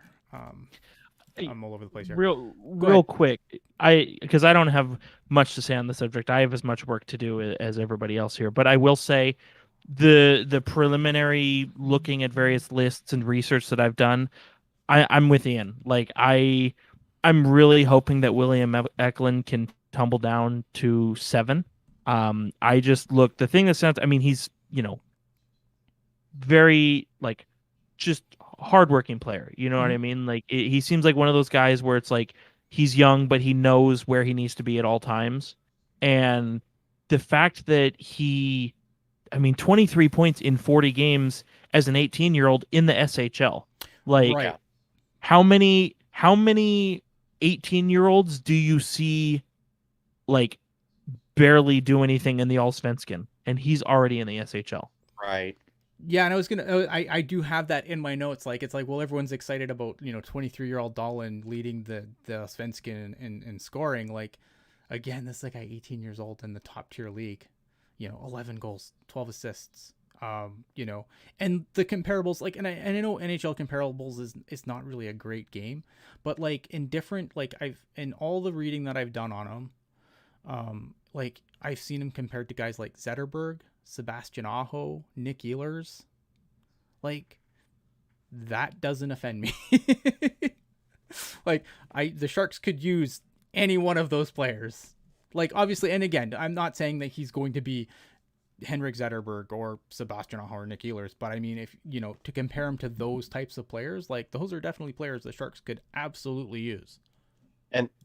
And that's where, so I mean, he's a smaller forward for those who aren't aware, but I think you are aware that the Sharks drafted a lot of small forwards last year. Mm-hmm. So in that respect, Eklund's not something they don't already have in terms of size, because I do think they need to get bigger up front. But when you have a player with the talent and the mind of Eklund, even though I'd still like to see the Sharks draft a defenseman, you don't pass up on a forward of that magnitude. And that's where I was kind of going earlier with, I worry about the Sharks scouting staff getting kind of tunnel vision about a player. Maybe Eklund's there, but I worry about them already identifying another player and be like, oh, Eklund's cool. Like Cam Fowler. Cam Fowler was projected to be, I think, a top 5 pick that year. And was that the year the Sharks last had a top 10-ish pick? Was that wasn't Cam 15. Fowler's year? It was the McDavid draft. Okay, all right. But I remember the number of teams who passed on Cam Fowler because they'd already moved on to someone else, not expecting him to be there. And then the Ducks lucked out and got him. And I worry about the Sharks falling into that mindset if Eklund does fall to 7. Yeah. And he might not, like, there's 2 teams that would make me very nervous that I'm worried about selecting them. One is the Ducks, but I think 3's high. But maybe it isn't. Again, because this draft is weird. Yeah. And I have a hard time. This is where I get nervous, does he get past Detroit? Especially when they drafted Lucas Raymond last year. And, they like to keep their countrymen together with the Russian 5. And then they got a bunch of Swedes with Franzen and Zetterberg, and a couple guys are slipping on my head. But I know they went Sweden hard for a while. And now they got Raymond last year, and I think they got another Swede last year too. So I could see that happening. I mean, there's a lot to like, super high hockey IQ, which is always a good thing, just creative, super creative with I just feel like he's a guy that I feel like, like he's a guy that I feel like the Sharks could use, right? Like, yes. Number 2 on my board is Brent Clark. And again, both these guys could be gone when the Sharks pick, and that's some nightmare fuel. Because then it gets really, really shifty. Brent Clark's the second on my list. He's another guy who I really, really like. Two-way defenseman, really shifty player. Another guy who, because of the OHL not playing, went and played with men over, I believe it was in, oh crap, I had this written down. I don't remember. Was it Slovakia maybe he played in? Brant Clark? Yeah. I know he played in the men's league this year for a few games because, and he really came on near the end. Again, I think the Sharks need more guys that are better at creating, because I feel like they've got a lot of guys that can put the puck in the net, but they don't have, and again, are any of these guys going to be in the NHL next year? Probably not. That's fine. But I feel like, the Sharks do need some more guys that can create. They've got a lot of guys that can finish. Don't have a lot, especially on the forward side. I mean, obviously this is a defenseman, but at some point, you can't keep Burns and Carlson forever. You're going to need a newer, option there. And I feel like Brant Clark, by the time you probably move on from Burns, because it'll probably be Burns as the guy that you move on from, because Carlson would be the much harder guy to move. Having a guy like Brant Clark step in, perfect. And if you've listened to me at all, don't think about Ryan Merkley. You got to think about someone other than Ryan Merkley to be stepping in and making, pairing up with Mario Ferraro down the line. So Slovakia. Okay. Thank you. Thank you, Vince. It was, yeah. Mm-hmm. And my number 3 on my board is Dylan Guenther. I've seen Guenther I think he goes high. Yeah, and he might, again, because I don't know. Like, this draft is so weird. I think Powers Beniers 1-2, but after that, throw darts. Yeah. Right? Again, I'm not sure. Like, he might not. I mean, there's going to be, I feel like no matter what happens, the Sharks are going to get a decent player here. I mean, these are the 3 that I like the most from the reading I've done, from the videos I've watched. Again, I think Craig Button compares him to TJ Oshie, which I think is a decent comparison for what I've seen from Dylan Guenther. Also, Sharks need some guys that can play the right side of the ice. Like, and I know you don't want to draft, like, you want to draft the best player available. You don't necessarily want to draft by position, but that's, the right side of the ice is a weakness the Sharks have. Now, does Dylan Guenther, is he going to address that right away? No, but I don't think he's far off either. Like, I don't think he's a 3 or 4 year project, right? Like, maybe he plays another year of junior and then comes in. Maybe he plays out as junior. But I think when he finally makes that jump, he's a guy that could jump right into the NHL and, be one of these guys that maybe he spends 20 games with the CUDA just to get acclimated and then jumps up, right? And that fits the Sharks' MO. I mean, how many times, have the Sharks supposedly rushed players? Couture had a cup of coffee, got called up. Pavelski had a cup of coffee, got called up. Hurdle didn't even play in the AHL. The Sharks the Sharks don't mind sitting on players when they're in juniors, but when they turn pro, they don't like letting them saturate in the AHL too long, which the longtime viewers know I don't necessarily agree with. Mm-hmm. But to what you're talking about, Ian, Guenther kind of does fit that same kind of mindset that the Sharks have had. Yeah. Burge asked a great question. He's like, when you guys say create, do you mean guys that can stick handle or guys that can pass or speed guys? When I say create, I mean guys that obviously can obviously protect the puck, but they can make plays. Like they see the ice well. They're going to be able to, they can pass, but they can also take the puck to the net if they need to, but they can also, hold the puck and not give up the puck under pressure in order to make a play, in order to, keep a cycle going. As people say, create something out of nothing. Like the Right. Sharks need players who, if it's 1-on-2, it's not dump and or hang on and then wait to make a pass. It's, well, I got to do it myself. Yeah. They need players who just don't care about the situation that they're presented with. They're just going to try and create offense anyway, no matter what the situation is. So Yeah, I agree with I have that. a few guys that are later on in my works. I saw so there's a couple of guys where I feel like if the nightmare scenario and all these guys are off the board, these are guys I need to do a little more reading on. But they're guys that do pique my interest. One is Mason McTavish. I like what I have seen Mason McTavish play a bunch, and I feel like he's a good center. I feel like he has skills that should translate to the NHL. He also, I don't know, but him and Ryan Merkley have beef, so I don't know if that's squashed or not. Perfect. Another guy is Kent Johnson, and he's a guy that's I've on a lot of mocks. It seems like he goes in the Sharks' neck of the woods. Yeah. I like Kent Johnson. I don't know if he's a center in the NHL. That's my only real concern there. I like the player. I just don't know if he's an NHL center, which is fine.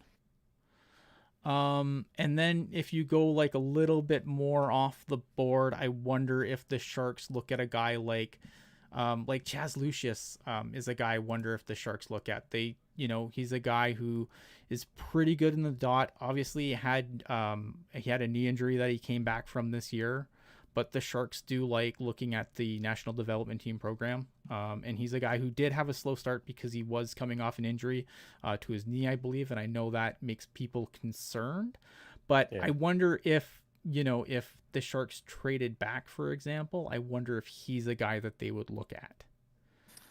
And even though he's a center, he's right-handed, so you can throw him on the right side of the ice. That's the other thing too. Yeah.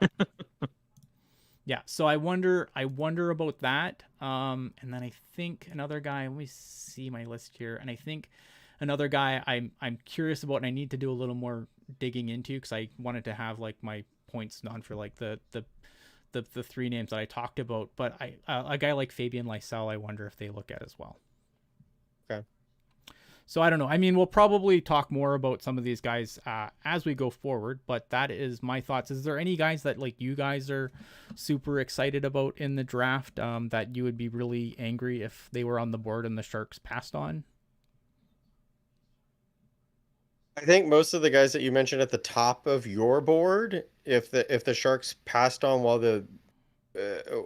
they're available because they again got tunnel vision, I would have a problem with that. I mean, it was because especially right now, I'm especially salty about the Sharks not taking Mikko Rantanen, seeing what Rantanen did for Colorado in the playoffs this year, not taking Rantanen when he was the guy that I wholeheartedly believed should have been drafted in that spot, even though I like Timo Meier. So I really would have a hard time if the Sharks were to pass on someone because they went for the guy, their targeted player when someone else is available. Jerk, do you have any? I have something else to add, not quite relating to that, but still draft specific. Jerk, did you have any players in mind? No, like I said, because of where the Sharks are picking, it's less of a crowded area, if you will. There's only really a handful of guys that are going to be available. And like I said, before, truthfully, there is a lot more homework I need to do. But like I said, just based on initial research, I don't know. I don't want to tag Eklund as this year's, hashtag could have had, but like I said before, he's a guy I'm hoping slips to where the Sharks are, just based on the offensive talent he's already shown in, the men's league in Sweden. But that's kind of the cart I want to hitch my wagon to, or my horse to rather, and just hope it all works out. I'm cool with that. Yeah. So you mentioned draft position, and that's kind of where I wanted to bring it back to, guys, since the last time I saw you, Ian, was on the lottery show. Mm-hmm. And you and I were both, I was in the chat, you were on the show. We were both in agreement about, I think Sharks fans really should not be upset that the Sharks are picking 7th. because there's going to be a talented player there. As long as the Sharks take that player, there's going to be a talented player there. I think the big win is that LA did not move up. Absolutely. And Yeah, that'd be a nightmare feel. Yeah, because I was hearing people upset. Oh, Seattle won the second overall pick, and it's like, well, Seattle and Anaheim, unless another team moved up, they were destined to both be top 3 teams anyway. So I for me, it might sound harsh, I don't care. No, I don't care. But I do care that LA did not jump the Sharks in this draft. And especially given what came out earlier this week, that LA is looking to acquire a top 6 forward. Their main goal of this offseason is to acquire a top 6 forward. And to me, that screams they are trading the 8th pick.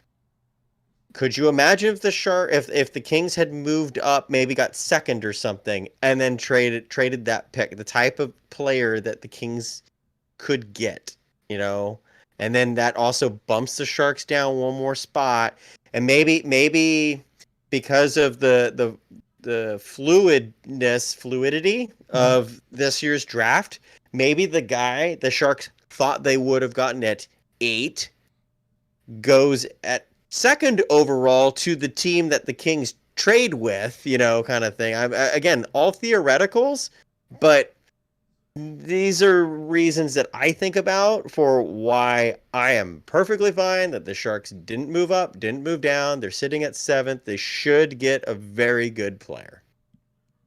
100%. Absolutely 100% agreed. And we ran super long, and I do apologize because I know we were going to try and get shows down, but I just feel like we had a lot that I didn't want to cut things that we had promised to talk about. So I don't know. I'll look at how I structure the show going forward. I don't know. I mean, there's so much more I'd love to talk about, but obviously we've been on like almost 2 hours now, so we really need to cut this before we kill everyone's dog that is being walked while listening to this. We're just drowning, People need something to come to after the hockey game that was played tonight. So we did not intend to be on after the game ended, but we're glad we're here for you. So thank you for joining us. Absolutely. Any final thoughts, Dirk?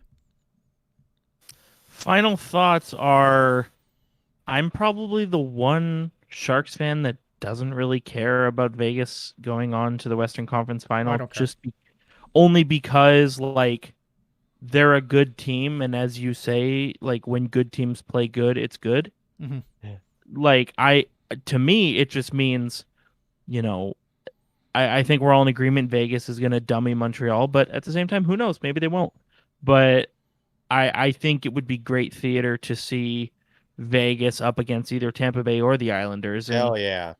At this point, like, if Vegas eliminated the Sharks this year in the playoffs, then yeah, fuck them. But the Sharks didn't even make the playoffs. So as far as I'm concerned, I'm just rooting for entertaining games. And I know there is a part of me that hates that Vegas won, but at the same time, this Vegas Colorado series was damn good. It was. Do you want to say anything else, Kevin, before I shut her down here? I do, but it was gonna kind of be off the board. Is that cool? Okay, let me say this first then. So obviously the favorites right now would obviously be a Tampa Vegas final. Yeah. Who's likable in that situation? You have a team that's, a little bit over the salary cap, just a teeny bit. And the Vegas Golden Knights. Who is the face in that match? Tampa Bay is the baby face all the way. All the way. Yeah, and am I just saying that because they're my, de facto secret, second team when the Sharks aren't sniffing around it? Maybe. But I'm also very bitter just because I've had to hear a lot of lip about how Tampa Bay has created or committed this egregious crime of being over the salary cap. And it's like, there was an article in the Toronto Star a few weeks ago about Tampa Bay's cap navigation. No, I didn't read it. Okay. I just saw the headline. And they're saying, Tampa Bay's cap navigation is despicable. And it's like, did you not see what the Maple Leafs have done the last 2 years? Like, what's the difference? And I'm I'm gonna give a shout out here to Drew Weber as well. If you're listening, how are you? Um, he was kind of beaking me about the whole salary cap thing, and I fired back. I said, hey, buddy, if I remember correctly, last year, your friend Dougie Hamilton was on long-term injured reserve in the same exact capacity, and it allowed them to bring in Brady Shea. And he said, I think you're right, and I still don't like that. And I'm like, okay, at least he's sticking to Consistent. his guns even when it's his favorite team. But I had to say it. Fair Look, enough. for me with Tampa Bay, look at their team. It's the same team as last year. Sure, the prices may have gone up on some of these players, but as one famous man used to say, to be the man, woo, you gotta beat the man. And Tampa Bay, the reigning champs, have the same roster. So, the Kucherov getting hurt, whatever, and he was hurt. He actually legitimately was hurt. So that's also part of why I'm okay with it. He may not have been hurt enough to miss the whole regular season, but he was legitimately hurt and had to have surgery and everything. So, Hmm. I don't really fault Tampa Bay on that. I mean, for me, they have Point, Stamkos, Kucherov, Hedman, Vasilevsky. They still somehow have Alex Killorn. That's the one thing where I'm like, how has he not been traded for cap purposes yet? But they've been able to hang on to these players. They've got the freaking one of the best coaches in John Cooper. So uh, I think Tampa Bay cap whatever. I think they deserve to be there. That's why they won the cup last year. So the fact that they're still here, I'm fine with it. And I will say really quick, and then we really need to get out of here. So Craig Button, who we mentioned earlier, he was on the radio today, and he had a quote actually about Tampa Bay's cap uh, navigation, and I thought it was a really good explanation, and I wrote it down because I actually wanted to mention it in case it came up. He said, he's talking about Nikita Kucherov. He has the hip surgery, and you look at various hip surgeries around the NHL, the recovery timeline's more or less the same. Yep. No, You know, I don't like. I and don't think they did anything wrong. Like what they did was totally within the rules. Are the rules right? Maybe they need to look at that. right, and he followed that up. He followed that up by saying, "So if you're out there and you believe that Tampa Bay refused to play their best player and reigning MVP so that they could avoid the salary cap, then you should probably write Santa Claus a letter and see if he brings you some presents as well." All right, And Kevin. I'm like, yeah, that's All right, my off the board stuff. First off, I got to give a shout out to Rob Iman in the chat. I think he's still in the chat here.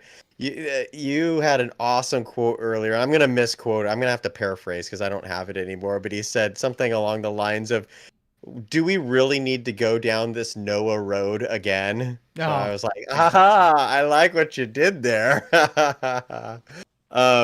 All right, my final thoughts real quick. I think Ian's already seen them on my Twitter recently, but a couple of random-ish retirements out of Sweden or out of Europe, really.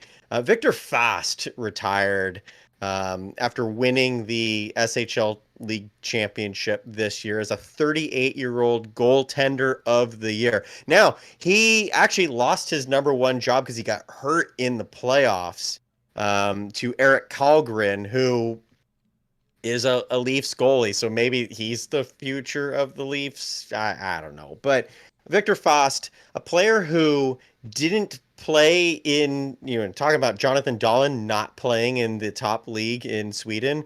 Victor Fast, I don't believe, made his SHL debut till he was 28. I don't think he even played in the Allsvenskan till he was about 25. And then his first 2 years in the SHL, won goaltender of the year, won the league championship, comes over to the NHL, has a lights out start to his NHL career. He kind of fell off the rails with Anaheim. Yeah, exactly. But I mean, talking about late blooming goalies and to have the career that he's had, I mean, he didn't do a whole lot there his last few years in the NHL, but I think it's still worth saying, like, hats off to you, Victor Fast. And then the other oddball retirement that happened yesterday was Rafael Sanitz, who none of you have ever heard of Rafael Sanitz, but he's a kind of a third line Swiss player. He was drafted in the 7th round in 2001 by Columbus. He was the only remaining active player from the first 4 Columbus draft classes. So, I mean, that's 20 years ago, and he's just now retiring. So, again, hats off to you. And he's getting his number retired by Lugano. So, obviously, he wasn't the worst player in the world, even though his AHL total production was like 6 goals or something like that. But, hey, so two somewhat notable retirements I just wanted to throw out there for. So, thanks for listening. Thanks for watching. And I'm Kevin Lacey, and I'm throwing it to you, Ian, to take us home. All right, guys. So yeah, this was obviously our show, a little bit longer. I don't think we want to run these shows this long all the time, so I do apologize if your dog is now dying of over exercise as you listen to this podcast. Do appreciate everyone watching, though. Obviously, remember all the important stuff. If you like what you listen to and everything else that we do on Teal Town USA, please subscribe. Hit the subscribe button, hit the like button. If you have anything you want to say about the show, leave us a comment on YouTube, or you can always, hit us up on Twitter as well. On the Twitter machine, Kevin at Kevin Lacey 22, at hockey_jerk, at Ian Blogs Hockey. So obviously appreciate all you guys coming along for the ride and being here, and appreciate you guys watching. Even if you're half watching us, half watching the game, we super appreciate you guys doing this, and we will see you soon. So stay tuned for the next time we're up. Next up on Teal Town USA is likely going to be some 3rd round prognostications, so stay tuned for that. But it's going to be the Eastern Conference Finals and the Stanley Cup warm-up series. Right. But definitely, again, super appreciate everyone being here, and we hope you enjoyed. Let us know how we did, and we will see you next time. Thank you very much.